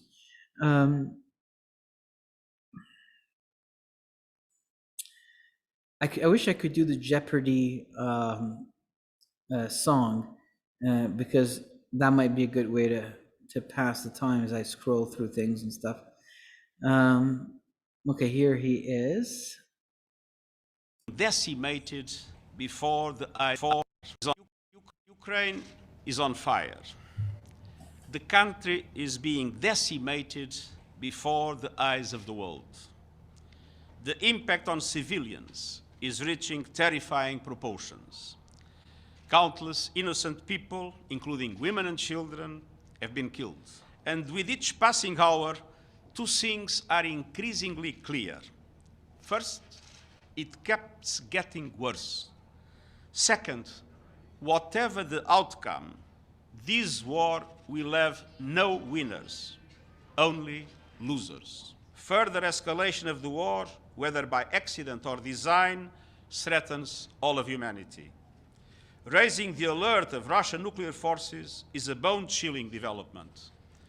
The prospect of nuclear conflict, once unthinkable, is now back within the realm of possibility. The security and safety of nuclear facilities must also be preserved. So nuclear war, once unthinkable, is now within the realm of possibility. What? Suddenly we're talking about nuclear war? There was people are talking about it all the time on the news now. The president of France. So U.S. National Security Advisor says U.S. will discuss potential use of nuclear weapons with allies and partners. U.S. National Security, this is from March 22, will discuss potential use of nuclear weapons with allies. It's like, what is that all about, right? You've got France raises nuclear alert level, 3 of 4 nuclear submarines. Okay, that's interesting. U.S. NATO preparing for risk of Russian nuclear incident. It's like, what? Suddenly we're talking about nukes? Now look at what the prophecy reveals to us. Happens to the army that is destroyed by God. God says that the house of Israel will bury them for 7 months. That's how long it'll take, in order to cleanse the land. Remember I said there's a cleansing happening here? All the people of the land will bury them. It will be a memorial for them, a day when I'm glorified. It is a declaration of Adonai. Men will be continuously set apart, and the Hebrew suggests like professionals, to travel through the land and bury the travelers remaining on the face of the land in order to cleanse it. At the end of 7 months, they will make their search when they travel through the land. If any sees a man's bones, he will set up a sign by it until the barriers, the professional barriers, have buried it in the valley of Hamon Gog. Hamona will also be the name of the city, so they will cleanse the land. So if you're walking after the 7 months, when all these guys are buried, you're walking around, you see a bone, okay? You can't touch it. You put a sign. You have to go call these guys to come and get it. And many people say this is right out of the textbook of nuclear decontamination protocol. So they burn the weapons for 7 years, and incidentally, Soviet nuclear arsenal has a 7-year shelf life. Burn the weapons for 7 years and take these precautions when it comes to the burying of the bones. So many people say, well, there is a nuclear explosion here, and when now suddenly we are seeing this change that happened this month on the stage of history, in the world that you and I live in. Suddenly we're nations, America, France, Russia, the head of the United Nations, the scepter of nuclear war, once, unthinkable, has become a reality. It's like, what's going on here, right?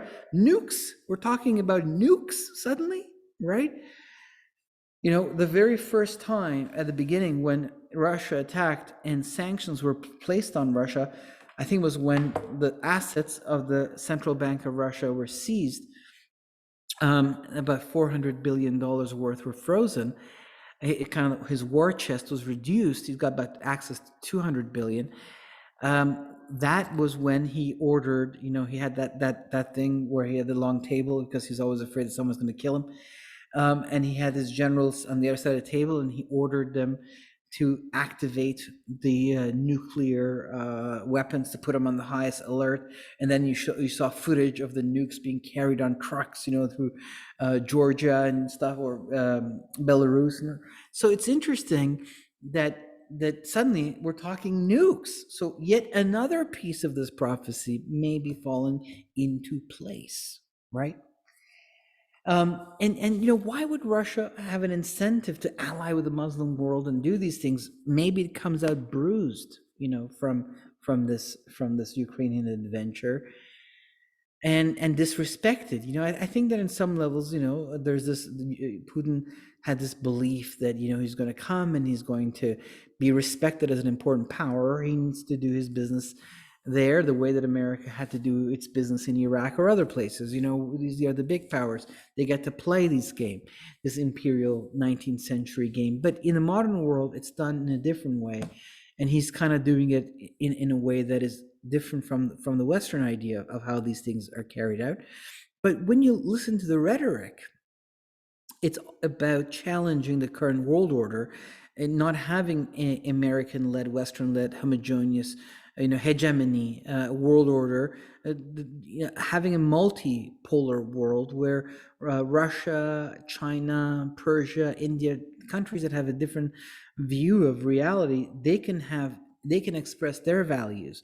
Not that the West broadcasts, what is the values we all should live under.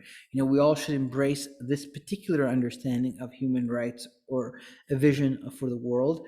And we should kind of surrender to a Western-led, system. So the fact that he's kind of risen, he's actually talking not about Ukraine so much. Obviously he's talking about Ukraine a lot, but he's really contextualizing it in a much larger idea of the challenge to Western hegemony. And that's why all these countries are supporting him, because they agree. And they're like, oh, finally some guy's ready to get up. So, and when you go, well, why would Russia have such courage or see itself as the person who should take this on?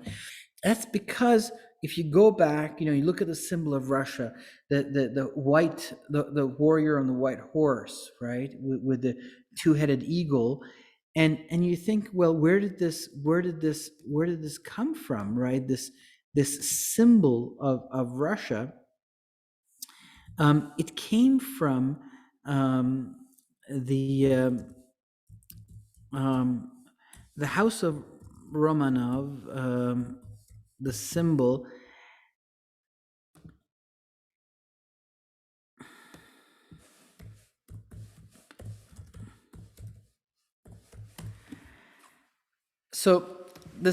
of Russia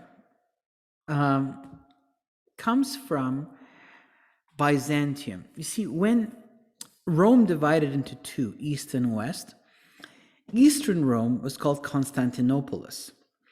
And when Constantinopolis, which was the old city of Byzantium, Greek Rome, was ruled out of Byzantium, which was then called Constantinopolis in the honor of the Emperor Constantine, it was conquered in 1453 by the Ottomans, and the princess of the House of Rome moved to Moscow, and there the Russians said, we will now be the custodians of Eastern Christianity, since Constantinopolis, where the Orthodox Church has fallen. And the leader of Russia adopted the title of Caesar, or as they like to say it in their language, Tsar. And the German leader also calls himself Caesar. They call it Kaiser, right? And then the symbol of Byzantium was then adopted by Russia, which was this two-headed eagle. So in that sense, Russia has inherited the seat of Eastern Rome, the way that Western Rome moved to become all of these, scattered, heads of empires like Charlemagne. You had the rise of Spain and Portugal. Then you had the rise of Napoleon. Then you had the British, and then of course the District of Columbia and the symbol of the eagle. And so you've got kind of, I guess, America would be, for me, representing Western Rome. That's the most powerful center of Western Rome, and Russia represents Eastern Rome. So right now we live under a Judeo-Christian Western-led world order, and the idea is here, oh, let we Eastern Rome is going to take over, and we will have an Islamic, base, not a Judeo-Christian base, and we will be the industrial nation. So there's this kind of this great ambition of changing the world order. I think that's also part of it, but there's more to this mystery, because there is a spiritual component that is also coming through this prophecy to us. That this is not just nations rising against Israel. Why? Well, you look at the character of Gog, of the land of Magog, right? And you go, okay, where is this Gog mentioned? Well, here's some passages. The Old Testament, the Tanakh, was translated into Greek 300 years before the time of the Messiah, the Septuagint, roughly 300 years, 270 years. And when you read Amos chapter 7, verse 1, in that translation, it says, "Thus has the Lord God showed me, and behold, a swarm of locusts coming from the east. And behold, one caterpillar king, Gog. Thus the Lord God showed me, and behold, a swarm of locusts coming from the east," meaning from the east of Jerusalem, because all the prophets spoke from the point of view of Jerusalem. "And behold, one caterpillar king leading the swarm of locusts," which the locusts are always like a plague, Well, this caterpillar king is called Gog, the same guy we see in Ezekiel 38, 39. That's interesting. So he's the leader of this army. And Proverbs chapter 30, verse 7 says, "The locusts have no king, yet they go forth, all of them by bands." So these locusts have a king. Therefore, this is not about locusts, right? You look at Revelation chapter 9, it talks about this, underground thing, pit that's opened up, and out of it comes this demonic horde that is also described like this army. It's described in the clothing of an army, it seems to me, with modern, I think, technology. I mean, look at an F-35. It does kind of look like a locust or a grasshopper. And these locusts that come out of this pit in Revelation chapter 9, they also have a demonic king over them, Abaddon and Apollyon. And even in that same chapter, I believe, in Revelation 9, it talks about how there are 4 angels kept on the river Euphrates, going back to the days of the flood, where the sons of God were arrested, and some of them, put in chains. I guess 4 of them are kept there. The tectonic plate of the earth can act as a jail. They're there, and God says that 4 of them will be allowed out, and then the prophecy in Revelation 9 says that they will then lead a whole army, horde, huge number army. So these wars are demonic led, and their attempt is to thwart the plan of God. And so Gog has this character to him that is more than just a man. And you know what? His name sounds a lot to me like Og, which was a Nephilim king that was dealt with the children of Israel in the chapter 2 and 3 of the book of Deuteronomy. They deal with the sons of Anakim, with the sons of Anak, the tribe of the Anakim, the Rephaim, Zanzumim, all of these Nephilim tribes, including 2 kings, Og and Sion. And Og was a king of Bashan. And so you've got this name that sounds a lot like Og. So what does the book of Enoch teach us? That the origin of the evil spirits, the Shiddim, goes back to the Nephilim, the hybrids that lived before the flood. That when God killed them, God had them destroy each other by putting the spirit of mutual destruction in their hearts. Their human side died, but their angelic side began to roam the earth. And these are the spirits that the Lord is casting out in the Gospels, because his kingdom has come, and the king has come, and is casting the enemy out. And these spirits could haunt the leader of Russia, for instance, And so God could be the name of a spirit of one of these Nephilim. And when he haunts the spirit of Russia, so many world leaders, are saying that he's different suddenly. Even I was listening to Donald Trump say the other day, he's different. So he's different. What's different about him? Is he suddenly, has Gog taken over Putin? I don't know. And so when we understand that Gog is not just a person, but also a demonic force, then it makes sense why the Gog and Magog also appear in Revelation chapter 20, 1,000 years after the Messianic kingdom. When the Lord returns to the earth, he sets up kingdom for 1,000 years. But 1,000 years after, Satan is arrested and bound in chains. But after 1,000 years, Satan is loosed again, and it says that he gathers people against the holy city, against the camp of the Kedoshim, of the saints, of the, Jerusalem. And then the Father comes, fire comes from heaven and destroys them. But when Satan is released, again we have this demonic and fallen angelic activity. And once again, the name Gog and Magog is given to us 1,000 years after. So how could Gog and Magog exist 1,000 years after the Messianic kingdom and also exist in this age of history, in the age of empire, before the Messianic kingdom? Well, the Bible is telegraphing that these are just more than people and clans. And if it's a place, it's also a spiritual place. If it is a spirit, it's also a demonic spirit. If it's related to a fallen angel, it also is active 1,000 years on the other side of the Messianic kingdom. So it's telegraphing that there's a spiritual component to us, to this battle, a dark spiritual component. And if you kind of look at what it says in chapter 39, it says, "Assemble and come, gather from all around to my sacrificial feast that I have prepared for you, a great sacrifice on the mountains of Israel. You will eat flesh and drink blood. You will eat the flesh of mighty men and drink the blood of the princes of the earth, as rams, lambs, goats, bulls, all of them fatlings of Bashan." So these mighty men are reduced in this writing to the fatlings of Bashan. What is Bashan? Bashan is a city at the foot of Mount Hermon, which was the mountain where the fallen angel, the sons of God, descended to carry out their pre-flood story. And even after the flood, it has an entire history, this mountain, that is associated with the fallen angels. And that is where all of these Nephilim tribes lived, even at the time when the Israelites came into the land. The Og, who was from Bashan, lived right there. And so this mountain, this great, huge mountain that these guys come and fall on, and they get buried, this mountain of Israel, could very well be this mountain of Bashan, this Mount Hermon, where all of this fallen angel, and that's why the name Bashan is included in this prophecy. That's why Gog is presented to us throughout the scriptures also being related to the realm of the fallen angels and the demonic. So there's a spiritual component to this.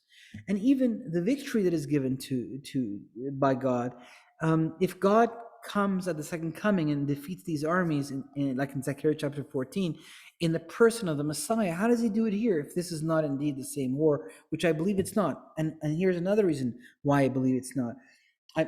Because they're going to be burning these weapons as a source of fuel for 7 years. Is that going to be something we're going to do in the Messianic kingdom when the Lord and his angels set up shop on the earth and take over?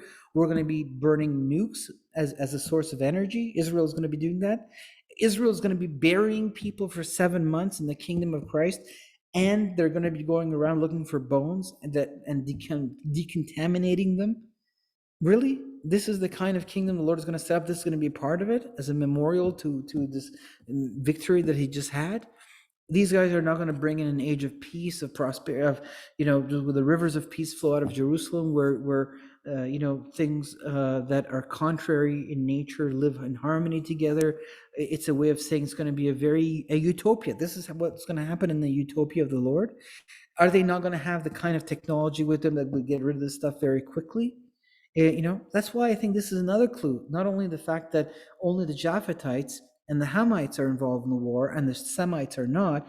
I believe the Armageddon will have the Semites in them as well, but also because of these very detailed descriptions of the protocol of the nuclear decontamination and the burning of nuclear weapons, which I don't think is the MO of the Messianic kingdom. So I do think this is a war that is separate. So it seems that prophetically, 2 wars are mentioned, Ezekiel 38 and 39 and Psalm 83. This is which may be talking about the wars that have been happening since 1948 until now. But this is the next war. It's like the first wars were about with the people right around Israel. This second war is with the nations one parameter out. The Third World War, the one that's mentioned in Psalm 2 and Joel 4 and Zechariah 14, Revelation 19, that one involves even China and that's the bona fide world war. So there's a series of birth pangs, but this is on the way. Now, you might say, well, what's the consequence of this other than the purging, uprooting of an evil thing? Well, let's see what the conclusion of the matter is. In chapter 39, verse 21, I will put my glory among the nations. All the nations will see my judgment that I will execute in my hand, that I will lay on them. The house of Israel will know that I am Adonai their God from that day onward. The nations will know that the house of Israel went into exile from their iniquity because they broke faith with me. So I hid my face from them and gave them into the hand of their enemies. All of them fell by the sword. I dealt with them according to their uncleanness and their transgression. I hid my face from them. Therefore, thus says Adonai Elohim. That's the Lord God. Now I will restore Jacob from exile when I have compassion on the whole house of Israel. I will be zealous for my holy name.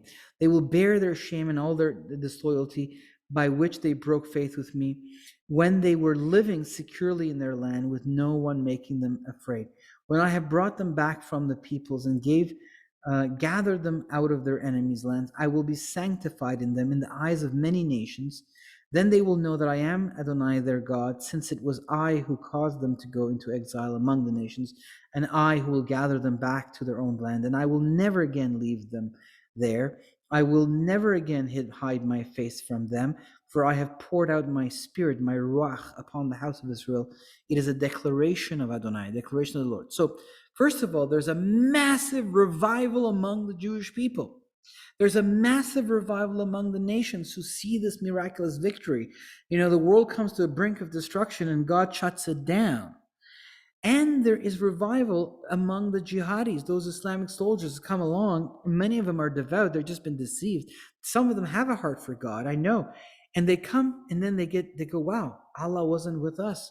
You know, God wasn't with us. He was with Israel. And then they get curious. They start to read this. They discover the Lord. They discover Christ. They discover the Messiah. They discover God. So this creates a time of revival where God stimulates the soul. I mean, imagine you explaining this to your friends and family, how powerful it would be if it's happening, and it happens, and you can now explain it, and they go, wow. So why is this important? Because God is showing compassion through this revival, igniting people's soul to qualify them for this eternal life, for this kingdom, for this utopia, for this ages and ages of life with him, for this exciting chance to be part of his royal priesthood, to be his children that he loves above all. It's not about rank. It's not about politics. It's about love, the Father, calling God your Father. It's not a metaphor, it's a real thing.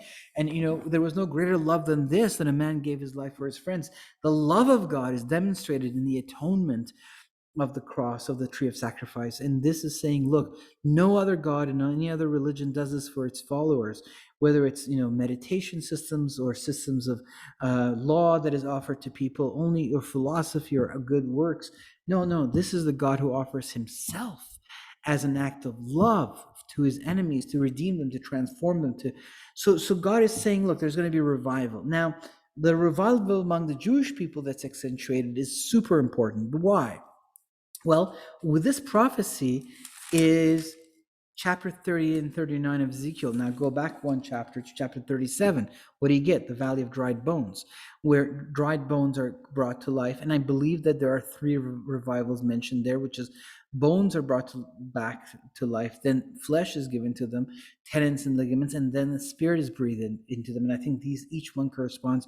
So when Israel is coming back to this land and the land is coming to life, it is a form of external resurrection, but it is actually pointing to an internal spiritual awakening and an internal spiritual resurrection. Now, if you look at the Gospels, when I think it's in Matthew 23, if I'm not mistaken, when the Lord is lamenting over the city of Jerusalem, he says that he will not return to the earth until you say, blessed is he who comes in the name of the Lord. This is right before the Holy Spirit is given, before the cross, before the Gentiles. Nobody knows about this teacher. Nobody knows about this messianic dream of the prophets of the Bible other than the Jewish people. And he's talking to them in that context when he says, I won't return until you ask for me, essentially, until you say, Baruch haba b'shem Adonai, blessed is he who comes in the name of the Lord. The revival of the Jewish people is very important, I think, for the second coming. And I think that's what Paul talks about in Romans chapter 11, I believe.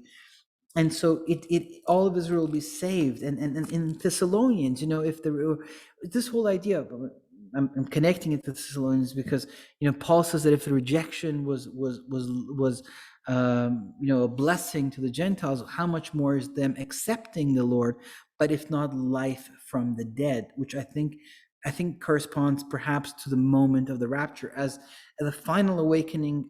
More and more people since 1967, there's been a massive awakening among the Jewish people as the number of the Gentiles that are meant to receive this is being completed, and now God is removing the blindness. Because if all of the Jewish people had believed in the Lord, then they would have accepted him as their king. They would have been redeemed. And then the Lord would have had to, done away with the Gentiles. At some point, he would have ruled for a while on the earth, or I guess 1,000 years, and the Gentiles would then be, destroyed, and Israel redeemed, and eternal will continue. But God said, no, I am going to bless all the families of the earth in the seed of Abraham. And so he blinded a portion of the Jewish people and paused this final prophecies to be fulfilled. And he then declared himself to the nations as a light he was offered, so that a portion of the nations would be given sight and join and be grafted into Israel and become the spiritual children of Abraham, but not to replace Israel. These prophecies continue to be about Israel. And then when the number of the Gentiles who is to receive this is completed, God then gives the sight back to the Jewish people. And that's been happening since 1967. And the culmination of this awakening corresponds to the moment of the second coming, which corresponds to the moment of the rapture and the life from the dead. Now, some of you will throw stones at me right now and say, whoa, slow down there, buddy. The rapture is going to happen 7 years before the coming of the Lord. Okay, or it may happen far before that, because this is the time of Jacob's trouble. Don't worry, it's all good. We'll all find out together how this whole thing is going to go down in its granular details. Let's not get all, caught up in things we don't quite yet anyone really understand. I've been studying this stuff since the mid 1990s. So I've been on a lot of different, prophetic trips. I don't mean like travel. I mean here. I got you. Don't worry about it. I think I'm familiar with virtually all the perspectives that are in vogue. And so look at Amos chapter 9. It says in verse 11 onwards, in that day I will raise up David's fallen sukkah, tabernacle. And remember the Feast of Tabernacles in Zechariah chapter 14, where all the nations come to worship the Messiah after he returns to the earth, which is the Feast of Ingathering, right? I will restore its breaches, raise up its ruins, and rebuild it as in the days of old, so they may possess the remnant of Edom and all the nations called by my name. So God is saying he's going to rebuild, resurrect here something. It is a declaration of Adonai, the one who will do this. Behold, days are soon coming. It is a declaration of Adonai, when the plowman will overtake the reaper, and the one treading grapes, the one sowing seed. The mountains will drip sweet wine, and all the hills will melt over. I will restore, yes, I will restore the captivity of my people Israel. They will rebuild desolate cities and dwell in them. They will plant vineyards and drink their wine. They will also make gardens and eat their fruit. Yes, I will plant them on their land, and they will never again be plucked up out of their land that I have given to them. Adonai, your God, has said it. So in that day, I will raise up David's fallen tabernacle, right? So the house of David will reign over the nations as the return of Israel to this land. This is not only about physical revival, but spiritual revival. And since Israel has come back to the land, and the land has gone from being a blessing, from being accursed to being a cursed and desolate land to being a blessed land, what have we seen? Massive amounts of gifts are coming out of the body of Messiah. The church is being filled, with all kinds of gifts of the Holy Spirit, as well as knowledge in the scriptures. We're understanding things so much more than all the previous generations. Of course, the first generation had a great understanding, but then it seems that the church became very institutional and kind of like fall asleep. And now we're all like suddenly discovering all of these things about the gods and the Nephilim and the chariots and the prophecies, and we're just pulling out like every day there's a new discovery. Look what else is in the Bible. Well, the blessing that's coming from that land and the people and the spiritual resurrection, the tremors of that is echoing into the body of the Messiah, because we're grafted in to this story through our faith in the Messiah into the story of Abraham, and we receive the blessings that come from that were given to Abraham. We become the children of God through the Messiah, eternal. So when we look at these prophecies, we should not be afraid. We should not focus on geopolitics and wars and scare ourselves and our friends with visions of the apocalypse, so to speak. We should focus on the fact that the Lord sits on the throne, that 2,500 years ago he named these enemies. He spoke of these circumstances, of this nth hour attempt to thwart his plans. And he said, don't worry, guys. I see you coming. I know who you are. I know what your plans are. I'm going to declare them before they happen. And I am going to be in charge, not you. I will bring you. I will judge you. I will defeat you. I will cleanse you. And as a result, my people will know me better, which is a very important, and that's the point I'm trying to make. It's an important requirement for this movement of history towards this Messianic kingdom, this age of utopia. It requires the spiritual revival of the Jewish people. It's one of the prophecies of the end times, and this event is going to accelerate that, which is going to move us all in that direction. And the nations will know me. So there's more people that are going to know the love of God and be able to connect to the fellowship of the living God. And even the enemies that come against the land will know it, the way that even later we see in the battle of Armageddon, when the enemies come, those who survive, it says in the book of Zechariah, will come to worship the king year after year. So this is going to result in the cleansing of an evil, revival among the people, and the moving forward of the plans of God and the thwarting of the plans of the enemy. And God has told these before, that we may have peace and be comforted in his sovereignty, foreknowledge, and control of this entire situation, that we can share with others. And once this actually happens, we'll know who's really involved in this battle. The countries. This was just a conjecture. This was an educated guess. But because of what just happened with Russia rising, and because I had all of these things in my head from before, it stirred my spirit to talk about it, right? And so I thought it was important to give you guys this message, and I hope you enjoyed it. When I was on, Coast to Coast AM, I said, if you send me a donation of $25, I will send you this. Basically, as the times are moving, the Lord has really called me to teach. And this is a lot of work. Not only, am I here on a Friday evening for all these hours recording it, but this was a lot of research to pull all this information together. It's a lot of labor. It's time consuming. And this is one of the ways I'm providing for my family. And so please consider going to my website, thinkagainproductions.com. Go to the bottom of the website, click on the donate, and send a donation of any kind. You can do it as a monthly thing, or you can do it once, and that's done. Anything that your heart is moved to do is good.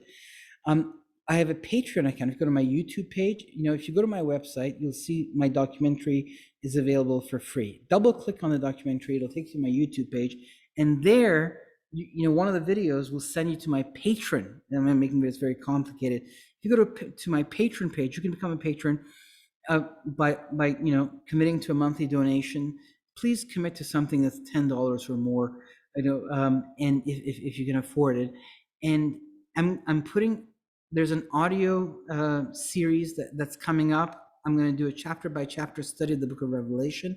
You don't want to miss that. It's there's a lot of information there that's a blessing to all of us. It's the only book of the Bible that has a blessing to the reader and the hearer. And also there's an audio version of this there right now. And there's also a sample of the book of Revelation you can listen to. So become a patron. There's lots of stuff coming. And we're going to have Zoom Bible studies. We're going to do all kinds of stuff together, lecture series. And we may even go to Israel on a trip. So do that, or just You can go to the website and do a one-time donation if you wish. And right next to the donate button, there it says "Stay informed." You put your name in there. You go in my newsletter, and you get to know what's coming and what's going on if you wish. So God bless you all, and I hope that you be comforted and strengthened by the power and revelation of God concerning these chaotic and seemingly scary events. When God says, "Do not be afraid," it's the most repeated commandment of the Bible. I hold the world in my hand, and these events I knew and I have in my hand. And it's going to be a source of blessing and cleansing. God bless you all.